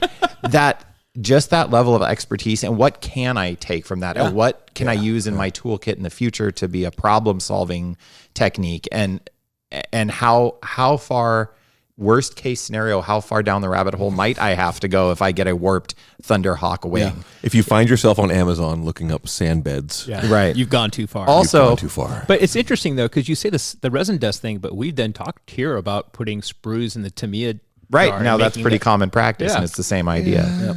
Just saying. Yeah. Go ahead. So it's a little different, but yeah. Is it? I in my younger years, I worked at a sunglass hut, and we actually had one of those glass beds, those beds to- of glass to heated bend beads the, to bend plastic frames. yeah. So I knew when he was talking about it, I'm like, oh yeah, I hot totally know sand what that bend. is. What a great idea. To this day, that Thunderhawk is assembled like nothing else. Oh, It's yeah. insane. Like it has a brass rod cage drilled into it. So that thing you is could put like, an engine in it and fly it.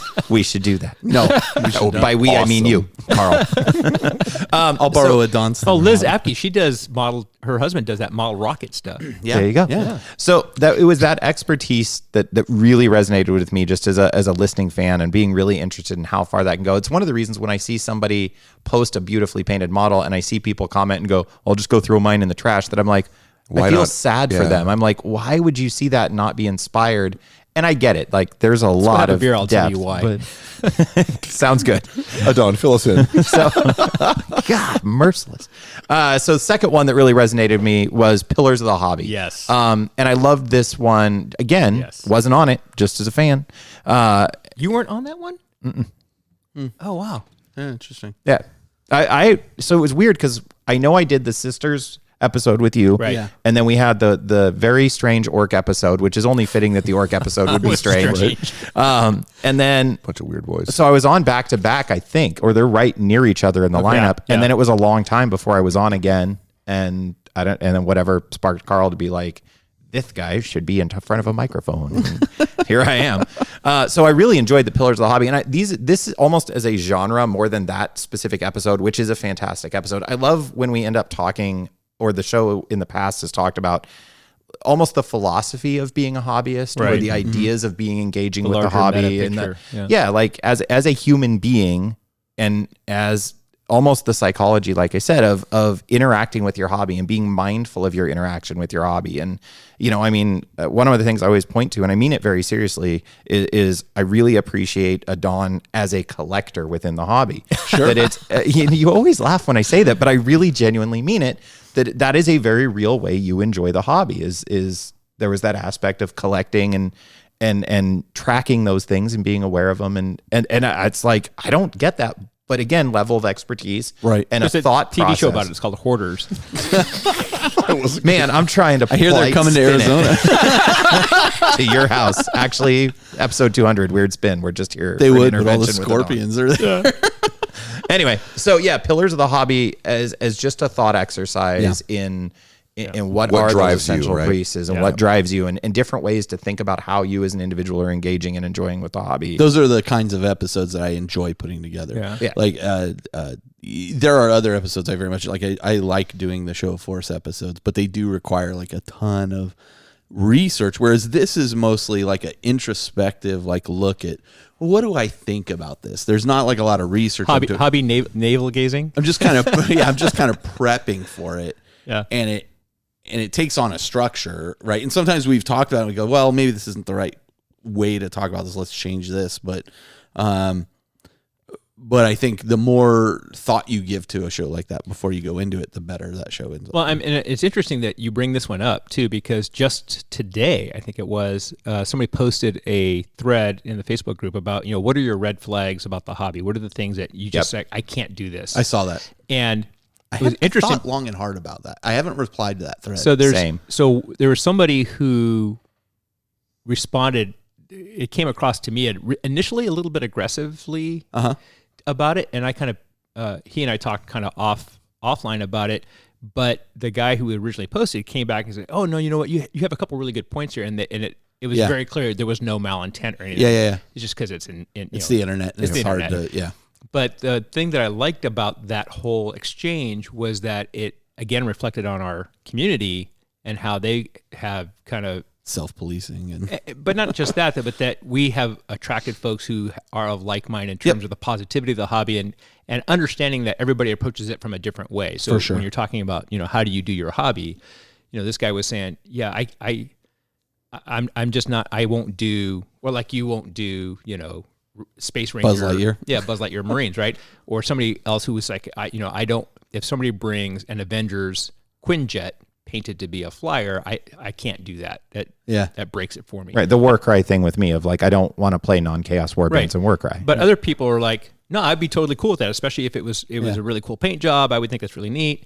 It's just everybody approaches it. From Everybody a different has way. their own And so ticks, it was interesting you bring up this episode because it was a similar kind of idea. What is it? What are the things that kind of ring your bell within the hobby? Yeah. And I mean, and that continues to be something that resonates, and it's an idea I'll come back to. And actually, it's speaking of looking forward. There's another idea like this that I'd like to explore if we get the chance in the future. Okay. Yeah. Well, you're coming up with lots of great ideas for shows. I've got it Leverage. scheduled out Keep to 'em June or coming. July at this point, but I'm open to shifting things around too. And then, I kind of wanted to touch on this, which was for each of you guys personally, like what impact has being on the show on a regular basis had on you, both, personally, professionally, whatever the case may be. I'll kind of give you an example for myself. Really, not a day goes by that I don't think about the show. Sure. That I don't do something related to prepping for the show, whether it's now updating the deck for the dashboard for the Patreon campaign, or gosh, let me write down this idea because this is a good idea for a future thing, or hey, you know what, I did a little hobby. Let me add my note to the thing, to the show notes. I am constantly looking at other mediums and saying, how could I turn that idea into something gaming related? The Kanban thing is a constant joke about that, but like but it's not a joke. I was in a class for work. Yeah. And then we were going over Kanban and how we would use it for software development and project management. And I'm looking at this and I go, man, I'm going to use this for my models. Like, this is great. That, along with the airbrush stuff, is some of the most requested things in the group. Yeah. And so pointing people back to that blog post, I mean, that's no joke. Yeah. So, not a day goes by I don't kind of think about this. I have, as a result of this, a hugely increased hobby gaming friends circle, which is ultimately the best reward I ever got out of this stupid show that we do. It got Eric Beers and Ian, Burke came over and Eric stayed at my house. Ian stayed at my house, one evening, and we gamed at night and we just talked and we're friends, and like we just met through the Facebook Everybody group. in this room, I wouldn't have met with. Yeah, it is the very show. true. That's actually very, very likely. None of us. To this day, some of my friends that have stuck around, as life goes on, you kind of lose touch with people for Sure. whatever reason. Sure. Right. And some of the people, you guys and guys like Chris and Dan, and these are all guys that like I met through the hobby. Yeah. And there's something about it that just kind of like sticks. It's that Yeah. bond, right? Yeah, yeah. Like it's that brotherhood or sisterhood, and it's It's a really, super glue. Yeah. Oh. It's the hot sand bed of podcasts. Oh, speaking of Slanesh. Also, you know, I've honestly completed more hobby progress than I ever would have. Oh yeah. Realistically, and that take the commission stuff aside, like just the stuff that I've completed, terrain, this kind of thing. Like I was never driven to like pursue painting and get these things painted until we really started the show, and then I was like, that's not true. Like I had a fully painted Tyranid army by the time the show started, but it was like I painted a full Ultramarines army. Since the show, I painted a full Ultramarines army. I painted a full Death Guard, Death Guard. I painted a full Word Bearers, Word Bearers, World Eaters. all the spikes. Yeah, I mean, know, right? You know, and now I'm working on, you know, so it's funny when people are like, oh, you just get everything commissioned. I'm like, no, I've painted 4 armies. I've sold 2 of them. I've painted a ton of terrain. You just had the wherewithal to realize that to paint everything you own, you'd be 9,047 years old. As I said, money got me into this situation. By God, money's gonna get me out of it. So, I mean, all of that would not have occurred. The Ultramarines, which I played for years until I sold to Austin, wouldn't have happened. Except I was like, it was part of a challenge we did on the show, and we're like, let's get these done before Adepticon, and I had a huge, you know, Ultramarine fanboy thing at that point. So, I've played more and longer without losing interest as a result of the show. I think that there was a time where I fell out of playing prior to doing the show, and then kind of came back, and you know, I got to meet more people. I got to meet Adon and the guys that were gaming up at in-game at an event, which is what really kind of took me to the next level, playing outside of my group of 4 or 5 people, and it began to expand that circle. And then I've seen how the positivity of this show and the way I bring that positivity to the hobby immediately has an impact on other people, whether it is on a personal level of we receive almost weekly some letter from somebody who's had a really rough time of things and this show got you through it. And that was never my intention, but I'm super glad that helps. Yeah. And you know, I'm fortunate that I'm not in that position. But there have been times where I've had rough times and other We all things do, have got, yeah. And it's people are just like, I'm so happy to have found a community of like-minded people that I just don't complain about everything. I just want to have fun. Yeah. Come on over. Like this is the community we created. The grass for you. is pretty green over here. Yeah, I'm Well, not and- looking elsewhere. I mean, and think about the It can be a shock when you go elsewhere. Yeah. We're in a bubble. Yeah, Oh, and totally. I've, A little been, bubble. I've been popping all the adjacent bubbles lately. We're in a pocket of beautiful Kimura. It's beautiful. So good. But I mean, think about all the different ways you've played this game and games around it that you wouldn't have played because of the show. Very true too. I didn't even think about Mortalis that. and Yeah, that's Battlefleet one of mine Gothic specifically. Oh, is that? Sorry. I didn't Yes. read your- Well, let's go to you, Jody, then, Spoiler alert. because you know, I mean, yeah, let's talk about you. Yeah, so that's definitely one of the things is exploring the many varied ways to play 40K. As I came to the show, I had a very particular way I enjoyed playing, and there's kind of corners and nooks and strange little versions of this game and pieces of lore that I probably wouldn't have looked much into, or you know, certainly now that I've been on it more.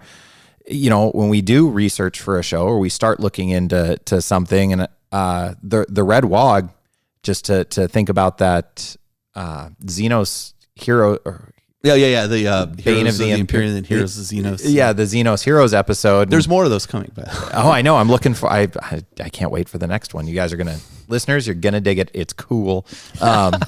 Anyway, sorry, excited. But looking at those characters and their backstories and all of those details, you know, and I love small form lore, but like ended up being so much more rich. And at the same time, it affords me feeling this is a weird one. I feel justified in the 20, 30 years of adopting toy soldiers and caring about Space Marines and, the whole thing. Like, I feel justified in that because when I sit down and I talk about this, it's really nice to be speaking from like, no, I know some stuff about this game. I know some stuff about this history. I've been doing this for a while. It is amazing how deep the rabbit hole goes on this game. Well, I think it's interesting because for you as a newer member of the podcasting group, you weren't just some random guy. You actually have deep knowledge of this stuff. You've been doing it for a really long time, and being able to add that into the mix of what's been going on here, I think is super fantastic. valuable. Yeah, and you do have ways of looking at the game that I didn't look at it, or at least expressing it in ways that I hadn't heard it done that way, or I hadn't thought of it that way. So I think that's fantastic, dude. Yeah, thanks. And that's kind of been my experience all along. Is like this. Like every time I found a game group, I was the other guy who was also playing, and then I ended up joining kind of an existing game group, right? And then would try and blend to what they were doing. The reality is though, and I've always said this all along, the show has me more dedicated, and the edition has a lot to do with this, no doubt about it. I love this rule set, but being on the show regularly and this rule set coming together at the same time, I am more dedicated to 40K than literally I ever have been. And again, in pushing 30 years of being into tabletop wargaming and miniatures and realizing like, man, I was kind of with GW as far as a tabletop wargame and miniatures company almost from jump. Yeah. I have never been more excited about 40K than with this because kind of like you said, you think about it all the time and it's such a positive environment and positive community. And then finding all these different ways to access this and look at it and think about it, it just constantly reinvigorates me. And then getting those messages from people where the show helps them out. And then again, it's this very, in a negative way, very narcissistic, but also very... Dude, look, there has to be a certain level of narcissism to be able to be like, look, I'm going to record something and put it out, and boy, people are going to listen to it. Man, let's not beat around the bush. I'm probably a big narcissist. As a teacher, there is an element of that I'm like, you think? I found literally a room of 30 captives 5 times a day that can't leave. With me. You will listen to everything I say. So yeah, there is that element. Wow. This is who's teaching your kids. You're darn right it is. History. Well, what I also like is I like being able to, when you're on the show, especially on the ones that I'm not on, is kind of making my own little notes about what are you going to say that's going to piss people off that episode. You know what's funny? No, that's what I know. You know what's funny is sometimes you guys are not on the show. And so it's interesting, like you'll provide feedback or you're listening to a show you're not on. I never have that experience because I'm the one that records it. Like I've never sat and listened to you guys talk 40K and then been like, what the hell? You're wrong. Yelling at the... Telling you the Santa Cruz episode is coming. We're just booting you out of the room. Locking you out. Come on down. And I will leave you to it. Like seriously, I would be totally down for that. Brian, Josh, let's do this. Yeah. Matt, you know what? I'm in. We're gonna shift the schedule now. Oh nice. My gosh. Okay, well, not next week. We're all teachers and we have no lives. Brian, No. But I like this idea. I can take a break. Yeah, you can. And then lastly, when I game, speaking of being narcissistic and self-centered, when I game now and I'm playing and I'm doing something that is really resonating with me, it's really important to me to think about that as a member of the community, like as a member of somebody who gets to sit here, but then again, was just a fan of the show for a really long time. Is thinking, what am I offering? What am I doing with my hobby time? What am I doing when I play a game? What can I do that is authentically and genuinely my voice about why I enjoy the hobby? And then other people who are enjoying the hobby can take it or leave it or send me hate mail as I find comments that piss people off.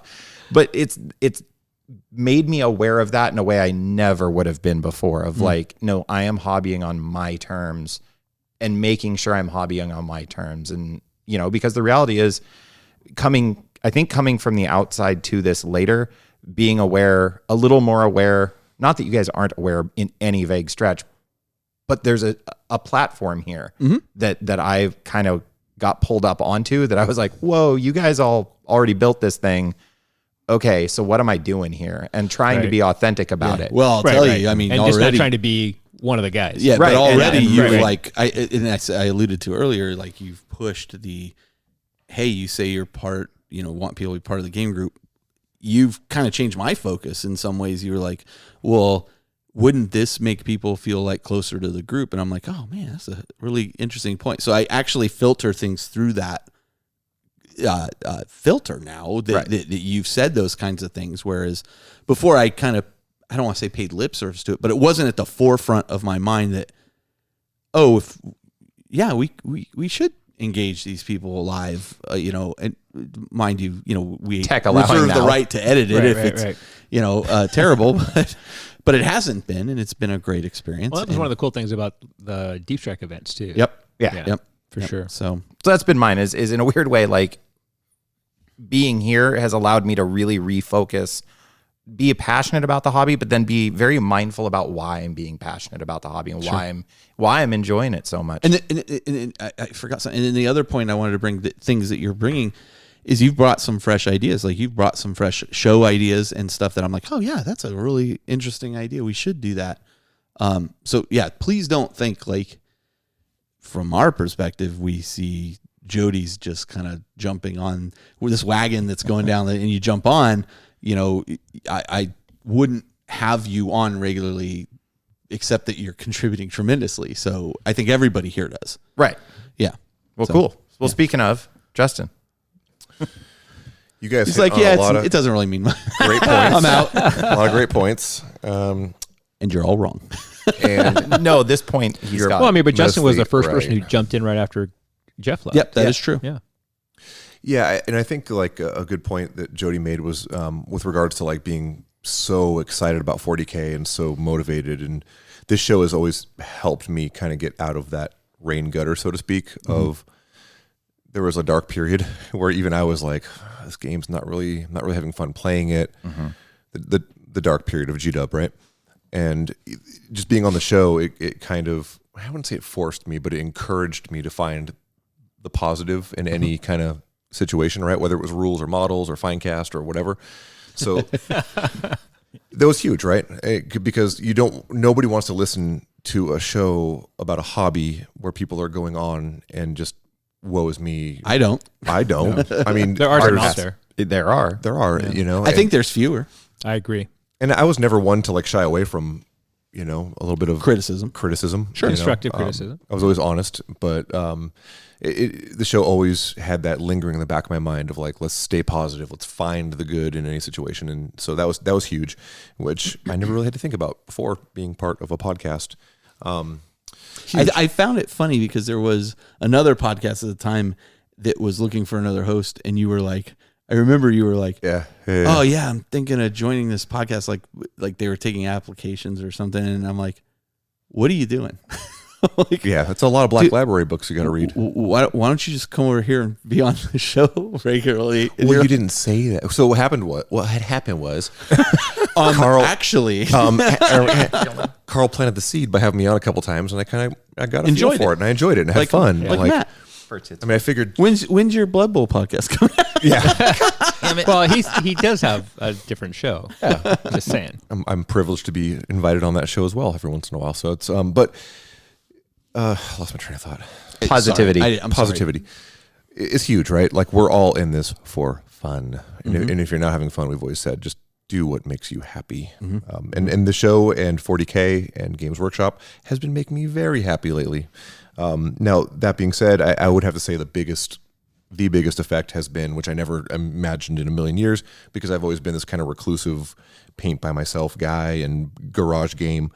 Been doing this stuff forever, but through the platform of the show, obviously, my name kind of got out there a little bit, and I'm now teaching with CK Studios, which I never in a million years would have. Well, I think what happened was we went to CK Studios, we got invited to the CK Studios class, right? And then they saw how talented you were. Sure. Right. You learned quickly, and then you were able to.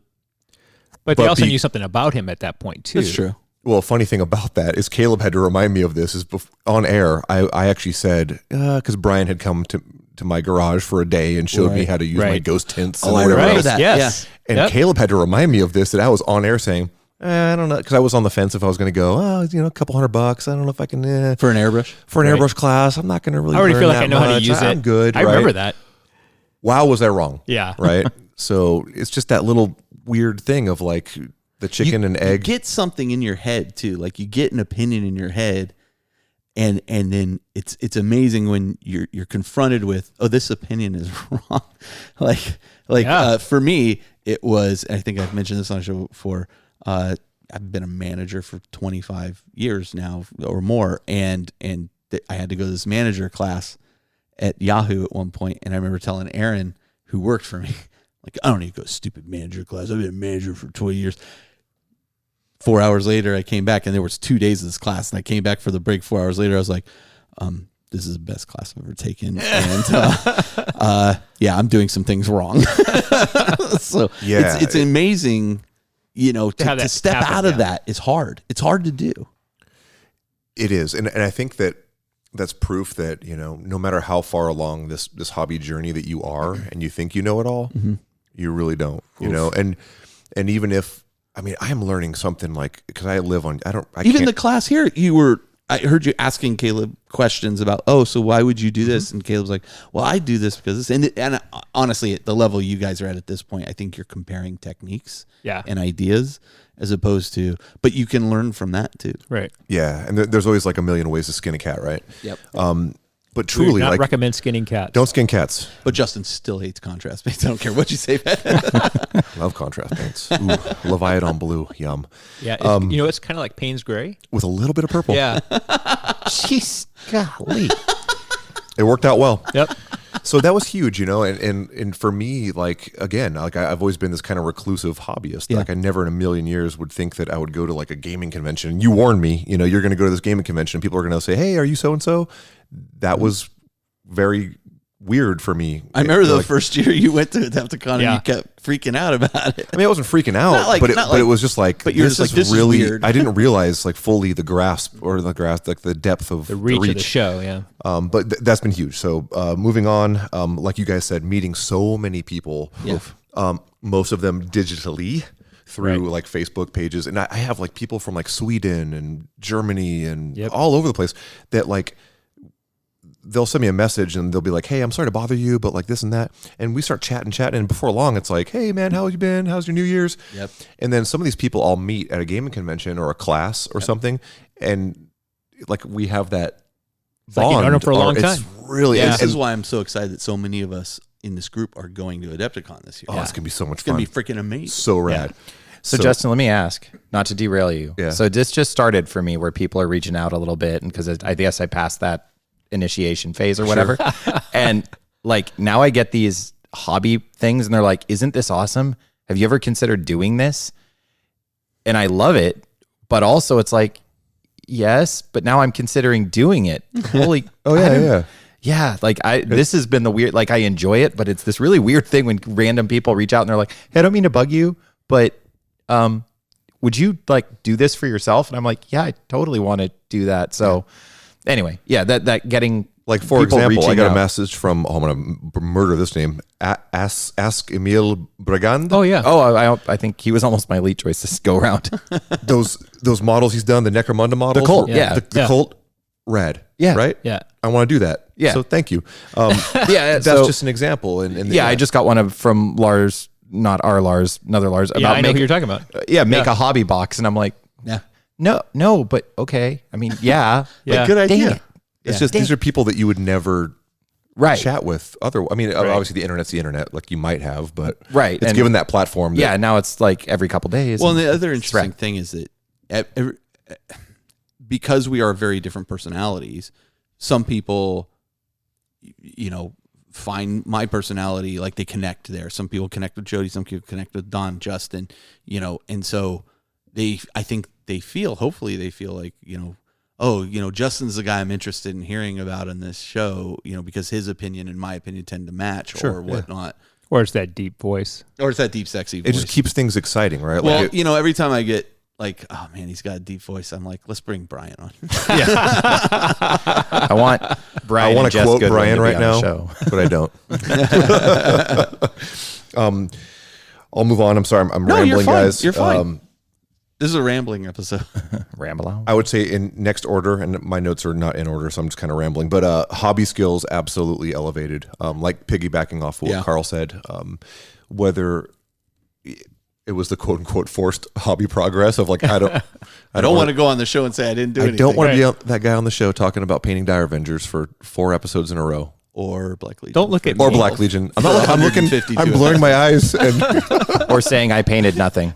To be fair, you looked at the ceiling. You didn't look at any no, particular I was one of staring at that us. beautiful framed Target McCrag Nurgle thing. Yeah. But truly, and I think I don't want to pat us on the back, but I really think that like the CK thing really like once I started, for diving into that and like that was a huge thing. But also just having to like. It had you thinking about it in a different way too. Yeah. I've noticed a change in the you're starting to go more to the artist side of things. Yeah. Not that you just still don't play and you like to play a tough game, but like your focus is really more on the artistry piece of it, which we'll get into more later. But absolutely, I mean, I look back at my old models from when we first started recording, and I'm like, well, hell, I've gone back and airbrushed. Yep. A lot of my Dark Eldar stuff. So. Huge. I don't know if you want to spend $200 on a CK class. Nah. Don, I can't see where that was going. One last thing. Sorry. Being able to shape the game I love through play testing was a dream come true. Was pretty cool. You know, I've taken a break from it, but hopefully we'll go back when I have the time. But to be able to develop the Dark Eldar book, give opinions, give thoughts. I mean, come on, right? Yeah, getting to peek behind the curtain was pretty special. Super huge. Yeah, we got to see fun. the sister stuff and play with it and a bunch of stuff. And that was surreal because we're all fanboys. Yeah, and that's or the upcoming Thousand Suns stuff. Psychic Awakening. There's already a little bit of turmoil. Should be arriving soon. Or the new Techless Elves. Oh my God, I saw that. That's going to be really cool. Don't burn that Lords and Heroes content. I'm not. Yeah, okay. No, they've shipped me out the copy of the Psychic Awakening thing, so I'm just nice. eagerly awaiting. That's something that's affected you personally. Ooh, Psychic Awakening? No, getting stuff early from stuff. Games Workshop. Yeah, but it honestly, it's not like people made such a big deal about it, and it really just isn't like a lot of the stuff I would buy personally anyway. So, but it's still cool. Sure, I mean, but you get it like. Maybe earlier, a week before you get it when it comes goes out. up for pre-order. When we were playtesting, we saw it well in advance. Yeah. But yes, I get it a week before it goes out. A lot of times I don't have time to even play with it before it's live. Anyway. It gives you a little head start. Sure, but sure. I mean, it's hey, you're in the champagne room. Be happy about it. I am. You heard it here first, Games Workshop. Stop sending like, free stuff. Carl doesn't want it. Send it to Justin. That's not what I'm saying. I'm just saying. We know we're giving you a hard time. All right. Anyway, Don, let's move on to you. So we can give you a hard time. Yeah, I know, right? Never. Poor Don. There's been a lot of specific incidents and events that have happened as a direct result of the show, and it's been pretty cool. Jody's died. He's back. Good. I'm fine. Okay. Sorry. I mean, walking through a hallway at work and having some guy go, "Wait a minute, I saw your name. Are you the same Adon that's on that show?" And that's why I told you a guy applied for a job. We hired him. Oh, I love this story. Yeah, at our work. And hilarious. I had interviewed him like he's one of my entry level guys, and I interviewed him, and right. And then after we hired him, I was like, oh, well, I do this thing, and I was getting to know him, and he's like, yeah, I know who you are. like what? And he's like, yeah, I didn't want to say anything because like, I just didn't want to geek out about it or whatever. And I'm like, and then he's showing me like the pictures of his painted models. I'm like, dude, we should have said something. Yeah. A little bit of respect, man. You didn't want, he didn't want to let it edge you over. It's that stuff like that is always kind of cool. I mean, it's only happened to me one time, but to have, that kind of was related because I was already working there. But to just be walking down a random street, that is pretty wild, and have somebody say, "Adon?" I've never had that happen to me. It happened to me in Victoria, British Columbia, of all places, and that's trippy. It's only ever happened one time, but it was like really trippy. That would freak me out. Yeah, it was really I get trippy. it when you're like at a convention. At a convention, yeah. Or Don's more famous than all. No. Combined. No. Yeah. I have a shrine in my house. I know. Yeah. Do you? We should compare shrines. Oh God. Wait, mine's got a badge.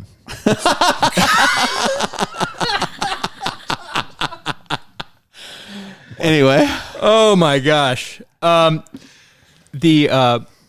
things like I went to a work convention in Florida and said, "Hey, I'm going to be out in Florida. Is anybody out there up for a game?" And I haven't done this yet, and I met up with Neil. I do it all the time. Met up with Neil and played at a game place there, and it was really cool to connect because it really brought home the idea that we're making you part of our gaming group. Yeah, for Right. sure.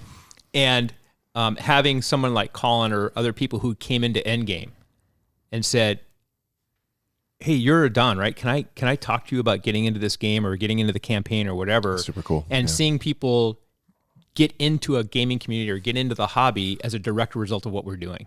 Yeah.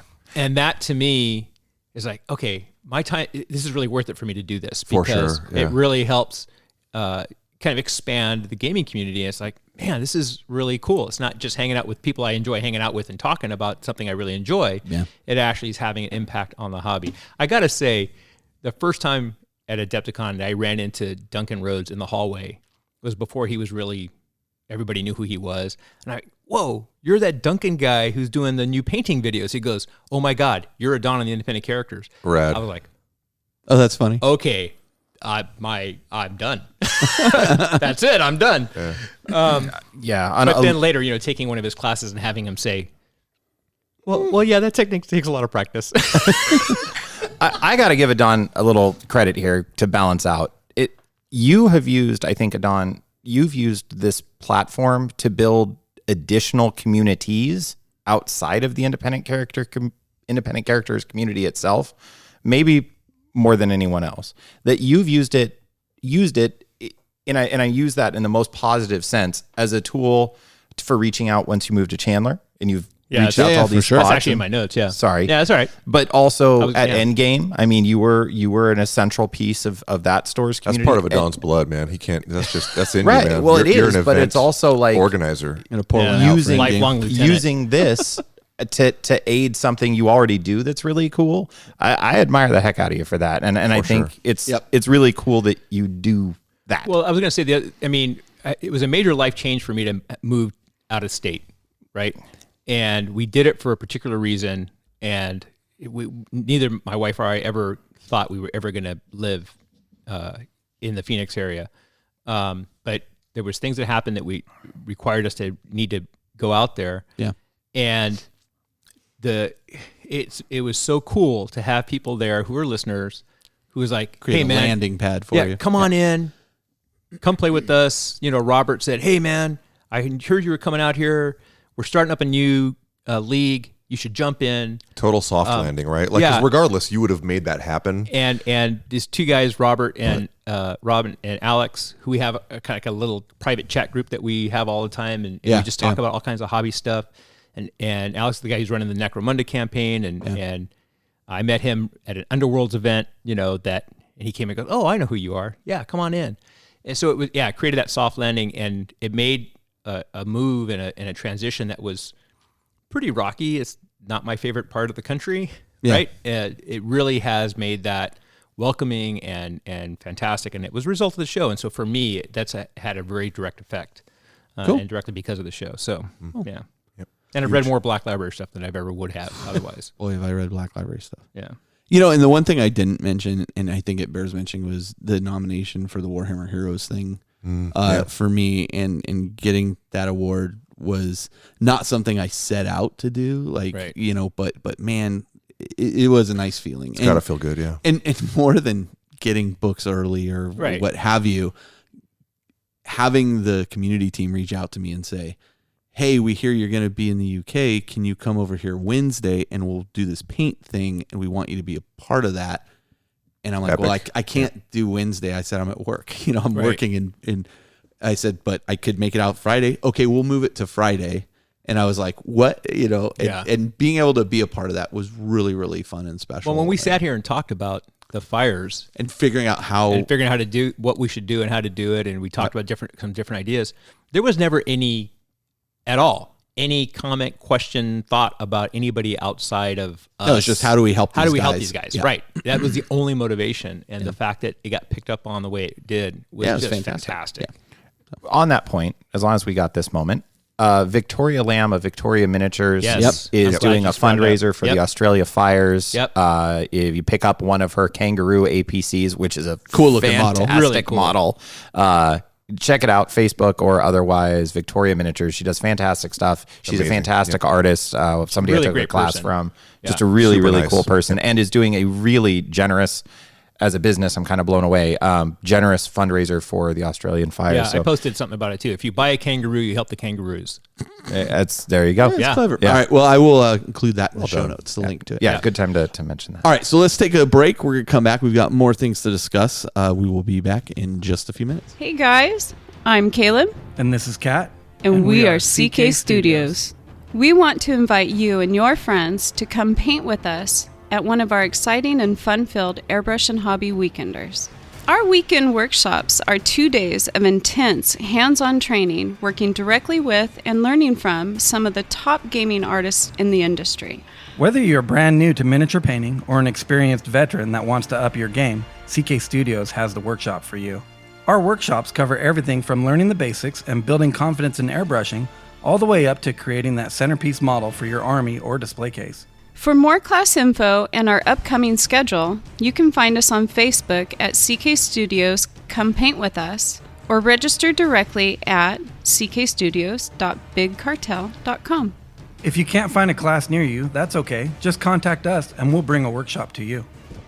All right. And we're back. We're continuing our kind of retrospective and corrections episode at episode 200. And I wanted to kind of talk a little bit about what I felt were some of the more pivotal episodes in IC's history. Like, these are things that changed either the way we thought or changed the way we did things. And you can see this like evolution of the show throughout this period. The first one was that I want to call out was episode 11, which was called Campaigns Making Battles Count. And this is usually like when people reach out to me and they're like, hey, I got a new podcast. Can you talk about it? No, Jody, we can't talk about The Crush. That's such BS. The Crush. You With can a find K. it on iTunes now. Find out more about Blitzbowl with a K. with Matt and not with a K. Jody. Listen, when most people reach out and they're like, hey, we're starting this new podcast. Can you talk about it on the show? I'm like, why don't you get 10 episodes under your belt and then we'll talk, right? Yeah, find your groove. We got to find your groove. And it took us more than 10 episodes. But by episode 11, we used to have like these goofy names for every episode that we were doing. But in episode 11, it was really kind of the first one where I started to go, you know what?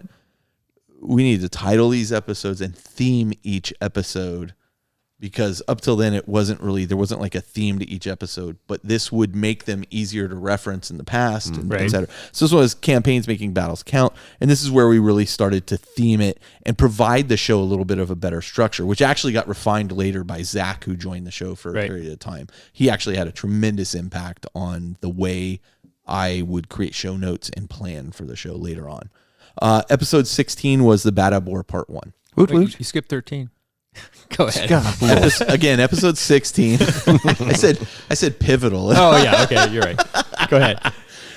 The reason I call it episode 16, and in particular Bad Ab War Part 1, this was not the first Imperial armor coverage we had done. We had done like Siege of Rax before that, but we kind of did it all. It used to be 3 books, and we did it all in one episode. Right. Had I done that today, I would have broken it up to 3 separate episodes. But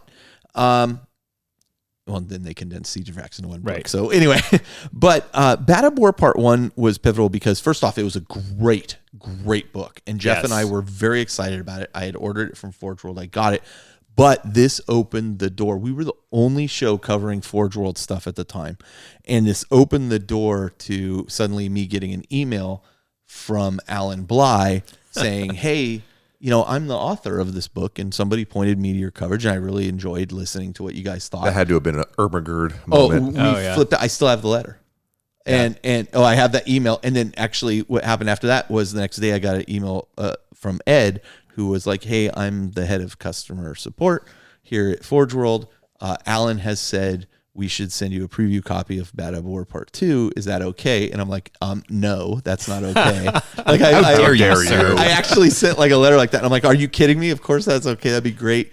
And then Ed sent me, that book. And then there was a letter and it said, hey, thanks for the coverage, blah, blah, blah, Ed, and I was like, oh my God, like this is cool, Well, as a fan, that was a fantastic episode. Yeah. And Quite pivotal. it was fun. It was a fun episode of recording. Jeff actually had the foresight, like this was his first Zone Mortalis introduction. And Jeff was like, we got to try the Zone Mortalis. I'm like, okay, and we finally did. And from that playtest game, I can tell you where we are now, like huge difference. Shot your dread through the window. Yeah.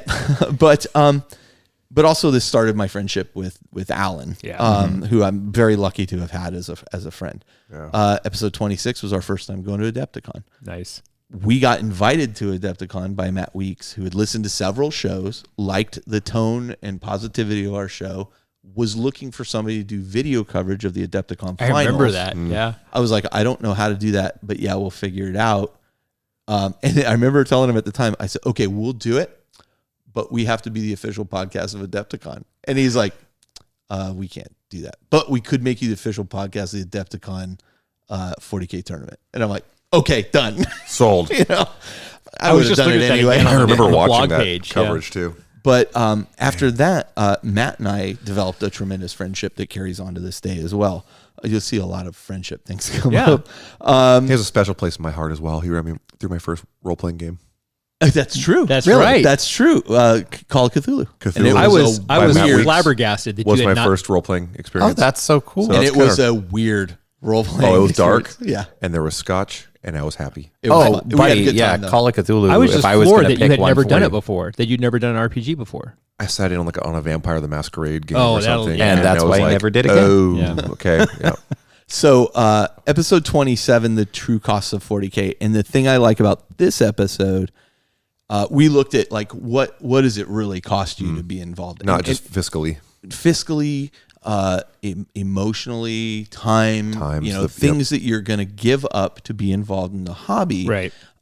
This was kind of our first out of the box kind of thinking episode. Like we weren't talking about the mechanics of the game or how to play the game or whatever. We were talking about What will be sacrificed for the greater good of the Emperor? things above and beyond just the mechanics and the Paying for the models. material of Right. the game. Right. And it kind of opened my eyes to some ideas after this. And somebody actually later, I don't know if, later I'll talk about that. But, and then episode 32, using Forge World rules in 40K games. So this used to be a big deal. It It was still is in some Are places. Forge World rules legitimate. legitimate? Are they official rules? Yeah. Yeah, they're It official still rules. is in Arizona. Well, I'll tell you they're wrong. Yes, they are official rules. Whether you agree with them or not, they're official rules. You can play with them. There's rule books for them. They came out with 8th edition rules for them. You certainly spent the money for those models. You spent the money for those models. They are attainable. You can get them. It is more accessible than ever. You may say it's that, but I'll tell you, at that time, I think I made a prediction that 5 years from now, people wouldn't even really be considering this a question. I remember you saying that. You can use these. Oh, yeah. You can use these models at LVO. You can use these models at Yep. Adepticon. Yep. You can use these models at every major tournament that I'm aware of. Well, I don't think this episode, I almost debated whether when I saw this, I was like, man, should this episode be in the second half because of how much that perception has changed? I don't know what we'd actually have to say on an episode about it, but I mean, it's that drastic. Like, Yeah. I mean, it really is it's just an extension of the game. Now, I think it's kind of a dying extension of the game. Certainly feels that way right now. I feel really sad about that. Like, I feel like that's not their focus. They're moving more to specialist games. And they're Not sad knocking out of about the that. park on that. And they're killing it. Yep. But I do miss Imperial Armor. I do miss Right. these fantastic models that we would get and be excited about. And I don't know. With the 8th edition drop, though, I'm not going to miss the swingy rules of just, hey, I had a Corsair army. Now you don't. And Yeah, hey, that is- this unit is really powerful and undercosted. Remember the lifted just- drop okay, bar? but power, but units were very powerful and undercosted. But there was a period of time where that balance shifted heavily, and there was all of a sudden you saw these Forge World units were reasonably costed, and there was a lot of attention being a lot of play testing going on, and I know that because I know who was play testing them. Yeah, it was certainly an 8th edition. There was a period, and then it switched. Right. at 8th edition. And now it's just it's so all over the place that It it is. makes my head spin. It was such a rushed Yeah. filler, unfortunately. Right. Because That's why it's an issue back where I'm at. yeah. And And I feel actually, like they haven't really, there hasn't been FAQs and erratas to it the way there has been for other things since the drop of 8th. there's still rules and they're still usable. Right. You know. Yeah. So Something is better than nothing. Truly. yep. And honestly, most of them are overcosted. Yeah, the notable exceptions are glaring. Yeah. But most of them Most of them are that's been my overcosted experience. for Most of them, what it's you- like, yeah, go ahead, take it. You're not helping Sure. the cause. Okay. The benefits of 40K. So back in episode 27, we did the true costs of 40K, and somebody, a listener, had reached out to me and said they didn't want to say it was a negative take on it, but in a way it kind of was. Yeah. And they were like, why don't you look at the other side of the coin, which is the benefits of 40K? And I was like, oh, you are absolutely right. Let's do that. And so again, we had another out of the box thinking, but this was something where it was the first time like a listener provided feedback that I was like, we're going to integrate what they just said because they're 100% right. And we've always been open to that feedback. We may or may not accept it, Sure. but we'll listen to it. Yep, absolutely. Yeah. So I very much enjoyed that episode because then we had to flip it on its head and kind of think about it separately. The next one's cracking me up. Episode 40, one that didn't include Justin, even though he thought he was part of it. I swear to God, This was before we met. I Dude. wonder what segment I'm thinking of because It was one of the year-end things. I'm So sure. did he add this note? No, I did. Just enjoying this episode. Just enjoying this episode? I swear to God, I was on that episode. Man, you're making me feel like I'm in Oh some my Rick God. and, Rick and Morty alternate universe This or is something. If so only we had hilarious. the science to find out. If Well, only but there we're was not no going to way stop. to- So listeners, let her You know what? I'm going to go back. Justin's And, right. Justin, you're right. It happened. I don't have hallelujah. Okay. Justin is right. You were on episode 40. You made my mind bend on that one. So now Holy I- He was looking I was- seriously disturbed earlier. Like he was like, am I going crazy? Yeah. This is funny. Oh my God, that's right. 'cause We've I known went each other back a and long listened time, to- dude. That's why I'm looking at Holy this. I was cow. looking at this note. I'm going, did Justin No, add this? I added this because I went and Justin, I apologize. It's all good. For driving. I apologize for ghosting you. Because I specifically You were right. remember stating that, like, in my mind of I would release, because remember, this was the time when Games Workshop would like trickle in a codex Yeah. Yes. so randomly. Like we'd get like 2 books a year. And I was like, dude, you release everything, all the rules, make them good. Your models will sell. It's funny. I have in capitals there. Just enjoying enjoying. this I know. episode. And it was not your first time. It was your second time on the show. Yes, it was. Victory kick. Victory kick. Yeah, for radio. And I even said, remember how nervous you were because you were so nervous getting. It took about like 20 episodes before I was like, I just needed to get good and boozed beforehand. And we also released the Double Eagle interview. Yeah, at this that was time, cool. with Dan Abnett. Yeah. Which was great. Okay, son of a gun. Crazy. You are right, and I'm wrong. I'm happy to say it. These things happen. Yeah. All right. Episodes 42 and 43. What army is right for you? Both the Imperial and Xenos edition. We later did an update of these. You talked about how long these show notes were. Originally, this was supposed to be one episode. Yeah. And Jeff was like, no, I think you're crazy. Yeah. And then I was like, okay, well, what if we break up with this? And he's still, I think each episode's 4 hours. Like, Yeah, no, these were Long episodes. I remember And I listening to these and being like, wow, they really went for it. And it is and- all the things. and I they're remember- great. Yeah, they are good episodes. I was listening to some of it and I can remember like where I was driving as I was listening because I really enjoyed these episodes. Yeah. As a fan, yeah. And I love them because I used to send people to them all the time. Right. Because one of the questions that people come with, what army should I play? And I'm like, let us answer that question for you. Yeah. We have since done an update of this. Yep. But I feel like you have to kind of listen to this one and listen to the update. It's interesting because I was on the update Yeah. and when I was looking at the notes, I'm like, I know I did this episode. It was kind of like I was having a Justin thing. Yeah. It's like, I know I talked about this, but not cannot that far believe- back. I cannot believe we've known each other this long. Long time, man.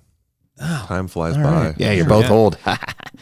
So I'm going to jump in here. Episode 47 Yeah. was you did a thing on narrative gaming, and Mike Montesa came in and talked about the stuff that we were running at Endgame, and I just thought it was really cool because it was kind of like another way to play the game. Yeah.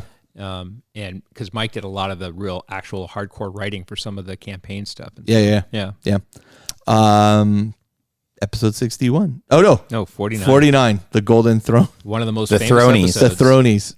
So much editing. Not going to do it again. So If much you have not editing. listened to this episode, pause this show. And go listen. Go back and listen to that. It is pretty fun. Get a lot of Kleenex because you're going to be laughing your eyes out. And then come back. And then go and listen after the closing Yes. music too, because Yeah. there's some the good outtakes. stuff. Yeah. And That then was a special thing. it was fun. And I've thought about doing it again. And then I thought, yeah, no, that's dumb. So We'll need a green because things have advanced. We'll need a green screen, well, yeah. Well, not yeah. costumes. Well, not only that, Rubber chicken. To be fair, Zach guy's wrote eye. Of course. Zach wrote every bit of that episode, and some of it was off the wall, goofy. Some of it was great, But he put a lot of work into that episode, and then I put a lot of work into that episode, and then I said, The never editing again. side, yeah. It showed. Episode 61, the Maestra. Incursion. Incursion. Gee, look at that. We met Jody and Josh. Hey, Who knew? Maybe we should have put this first, and then come. So you would remind you of Jeez all this Louise, stuff? yeah, because I listened to some of these episodes Yeah. to do this. Yeah.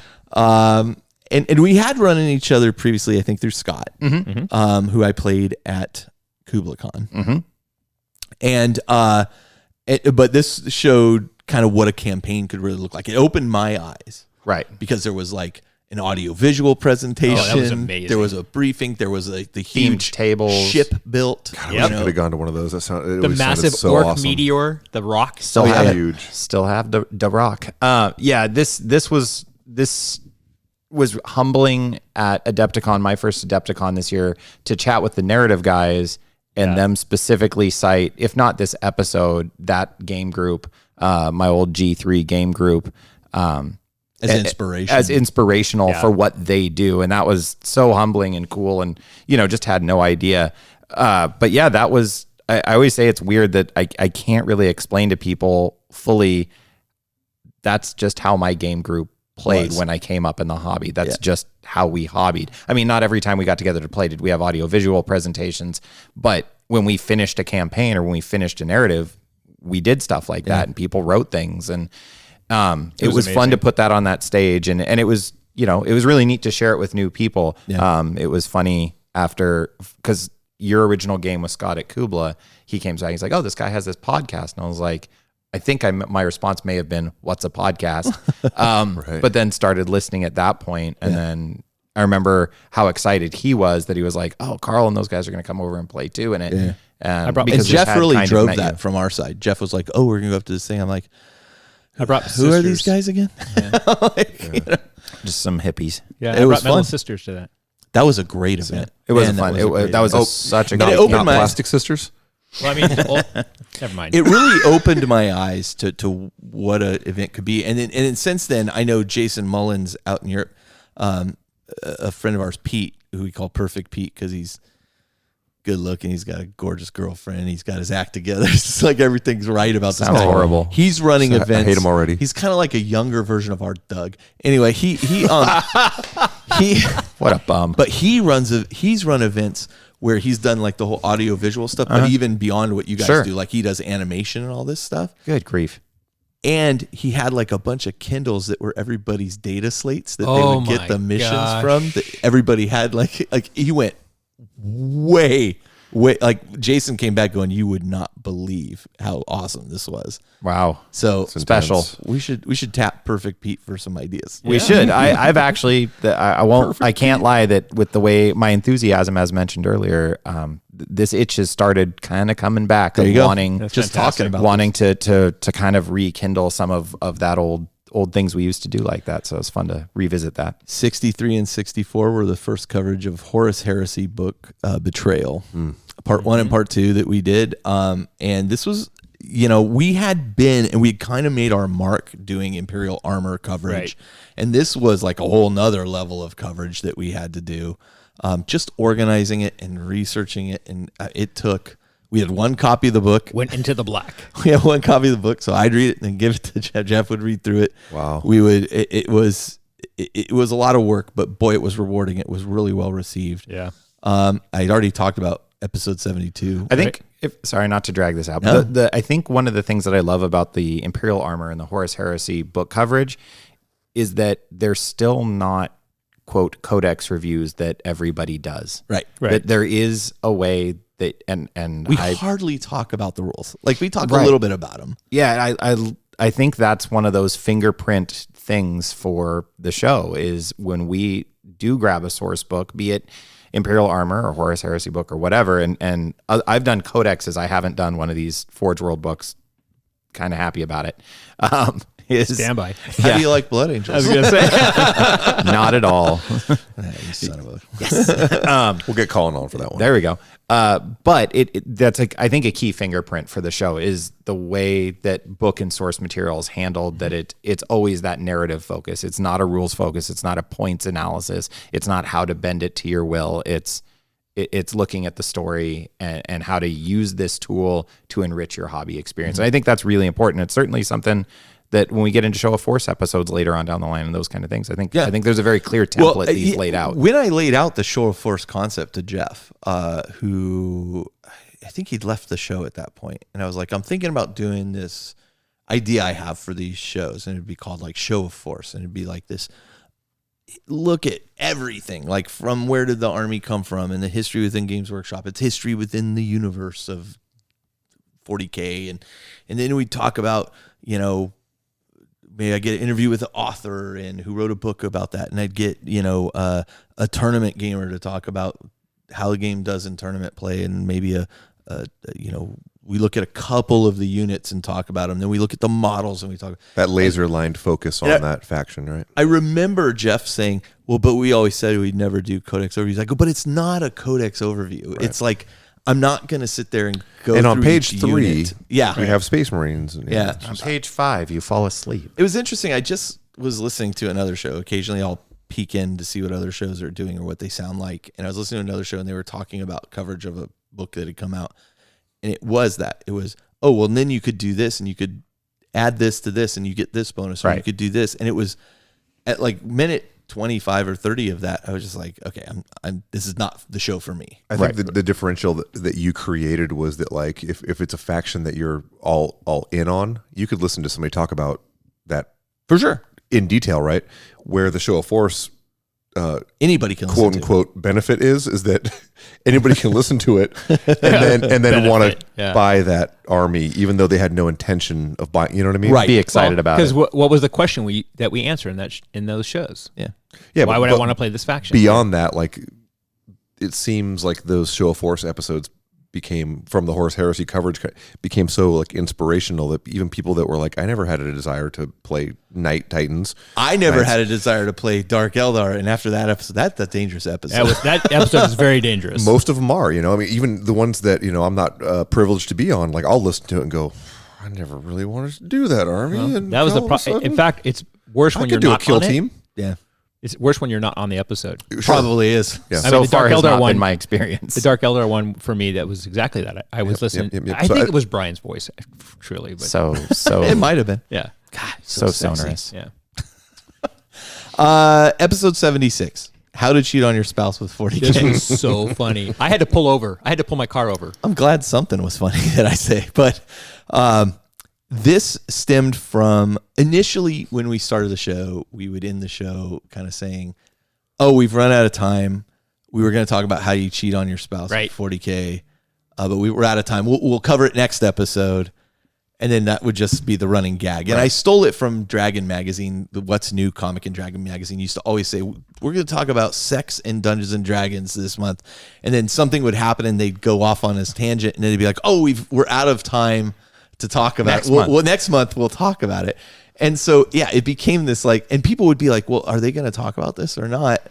And it became this running gag. And somebody actually was able to call it, oh, I think it's a running gag from Dragon Magazine. I'm like, yeah, it is, And And so finally, I was like, well, let's do an episode on it. Running gags do eventually turn into things. Yeah, and we'll turn it to something silly. And the show got progressively like more and more extreme as it was like talking about like getting a separate apartment and hiding bank accounts and cutting your wife's brake lines and like all these things.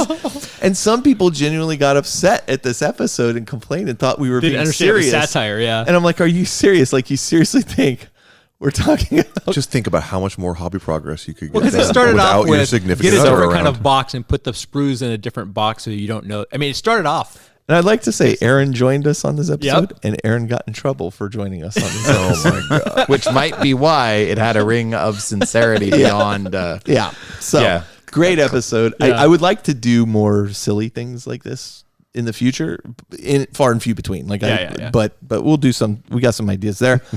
Imperial Armor 12: The Fall of Orpheus. I remember being handed this book by Alan. I had flown out to Warhammer World. You might have heard I've been there, and and Alan gave me a copy of the book and was like, I genuinely want to know what you think about it, because he had invested a lot of energy and time into writing it.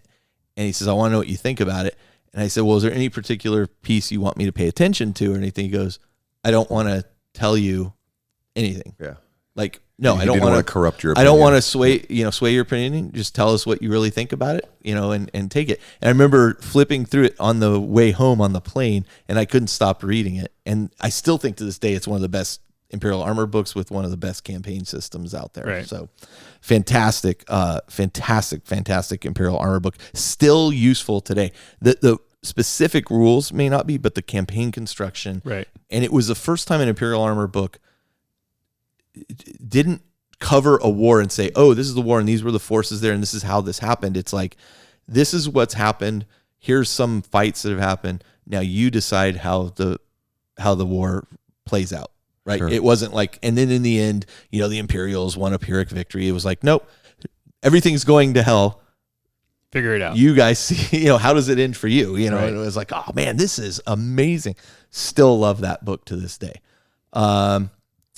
86 Double Force Org. I was Forgotten surprised about you put this till I in saw there. Yeah. Well, the reason I put it in here was because one of the things that stemmed from this. So this was 6th and 7th edition. Right.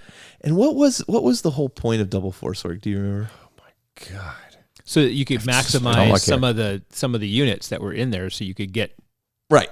They basically said, Min-max. at this level, Because the Force Org, you couldn't break from it, so you could only take so many heavies. Right, so if you right. took 2 Force Orgs, well, then you could take 6 heavies. heavies. right. Yeah. right. It was a min-max thing. Yeah. But it was also like, I think there was a point, like at a certain point level, you could go to this Right. Double Force Org thing.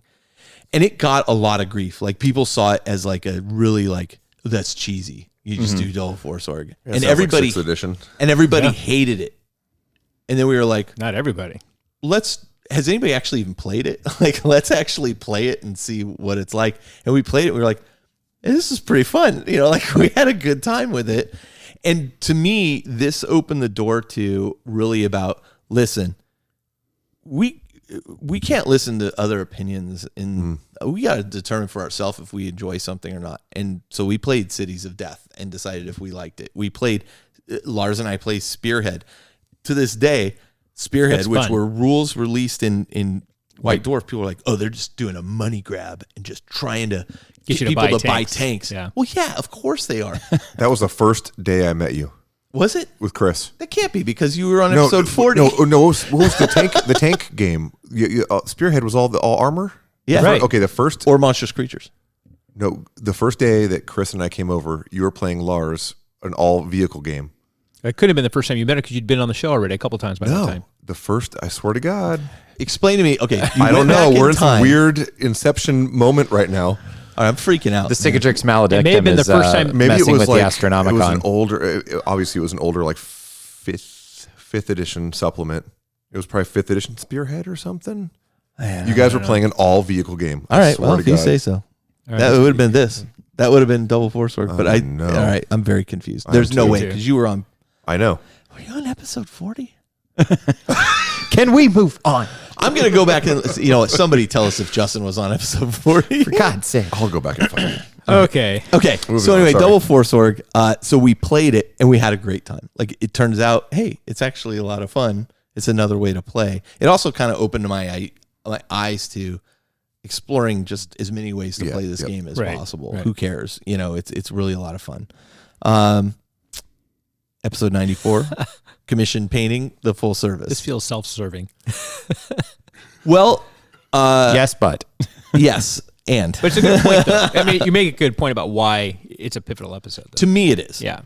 Kind of up until just before to this point, like I had an opinion about people playing with commission painted armors, and I was like, we'll talk about this a little bit later, but this was kind of the culmination of what changed my opinion.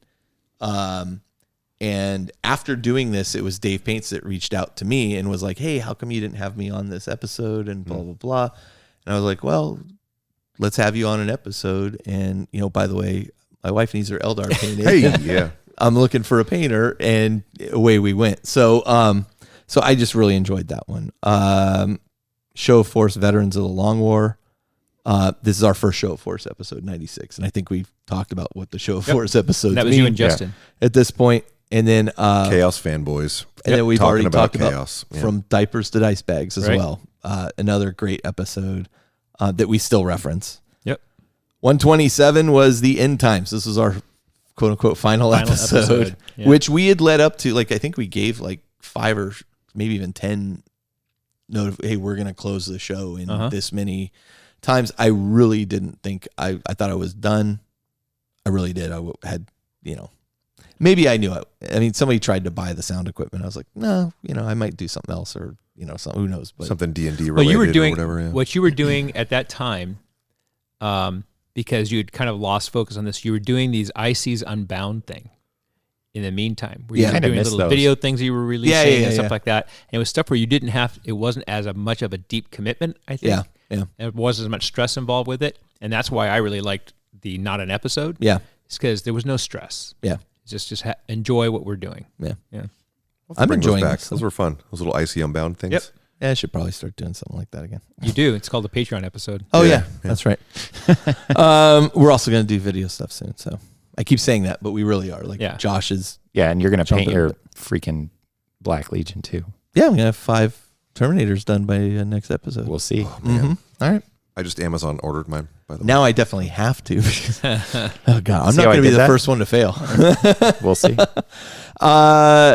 Okay. So you want to write for Black Library episode 136. I thought this would be a knock it out of the park episode. Don, you and I were talking about this earlier today. Yeah. I was like, you were talking about, I've written a book and I've written this. And I'm like, yeah, I used to think I wanted to be a writer. No, I don't want to be a writer. That's a lot of work, And for you, the pivotal thing was having to write the lore for the Titan. Yep. Yeah, Siege of The Heaven. the Nova Titan, the Nova Titan. It was at that point that I realized, writing under a deadline is not for me. It's, there's a lot of, it's a lot of work.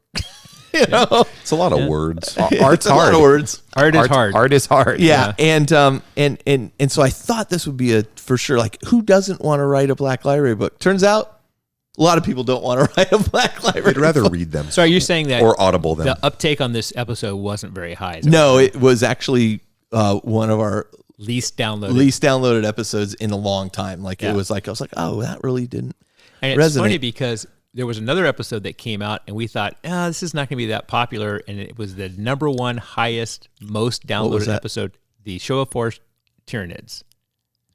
Oh, did we? Because at the time, Tyranids was not Terrible. a very Yeah. good army. Not a lot of people were playing it at the time. And we thought, okay, well, this is the next one in the rotation. It's not going to be that interesting to people. And it was the first It was super show, popular. That's right. It was huge. the first one that went to 100,000 downloads. Yeah. Yeah. Back when they counted downloads differently. Yeah. Before they slashed them by 4/5. Yeah.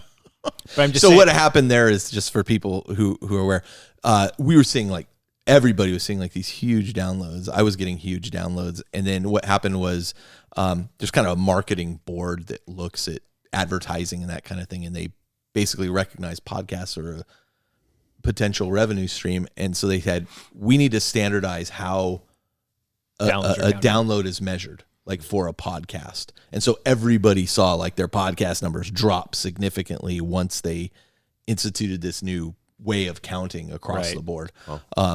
But that it was popular. It was the first one that spiked as fast as it did. Oh, it's huge. Regardless of the numbers. It was just huge. the first one that spiked as fast as it did. Yeah. And I remember because we talked about were it afterwards, shocked. we were like, what the hell is going on? Are there bots in Russia that are downloading this show? What's going on? I could see where all the downloads were coming Yeah. from. It was pretty So interesting. about the Tyranid thing, it's been really interesting. In our game group, one of our kind of most active painters and players of our young players, I mean, he's really churning out. It's a Tyranid army. Yeah. And the other guys are kind of getting excited about the They're Tyranid army not too. in a Look at horrible Mason. place right now. No, they're not. No, and it's not, but I really don't think it's a mechanics thing for No. these guys. It's an just, aesthetic. they're Monsters. just cool Who monsters. doesn't like alien bugs? I love them. Right. Like, But honestly, it's- after playing that game with Mason, I was like, yeah, I should paint up And it's some- interesting that's to how me they get based you. on your I better not listen to that. based No, on no. your view of insects otherwise, it's interesting that you like them. Yeah, That they is don't- fascinating. They only have 6 They don't legs. have 8 legs. Yeah, only Yeah, that's six. true. Yeah, that's true.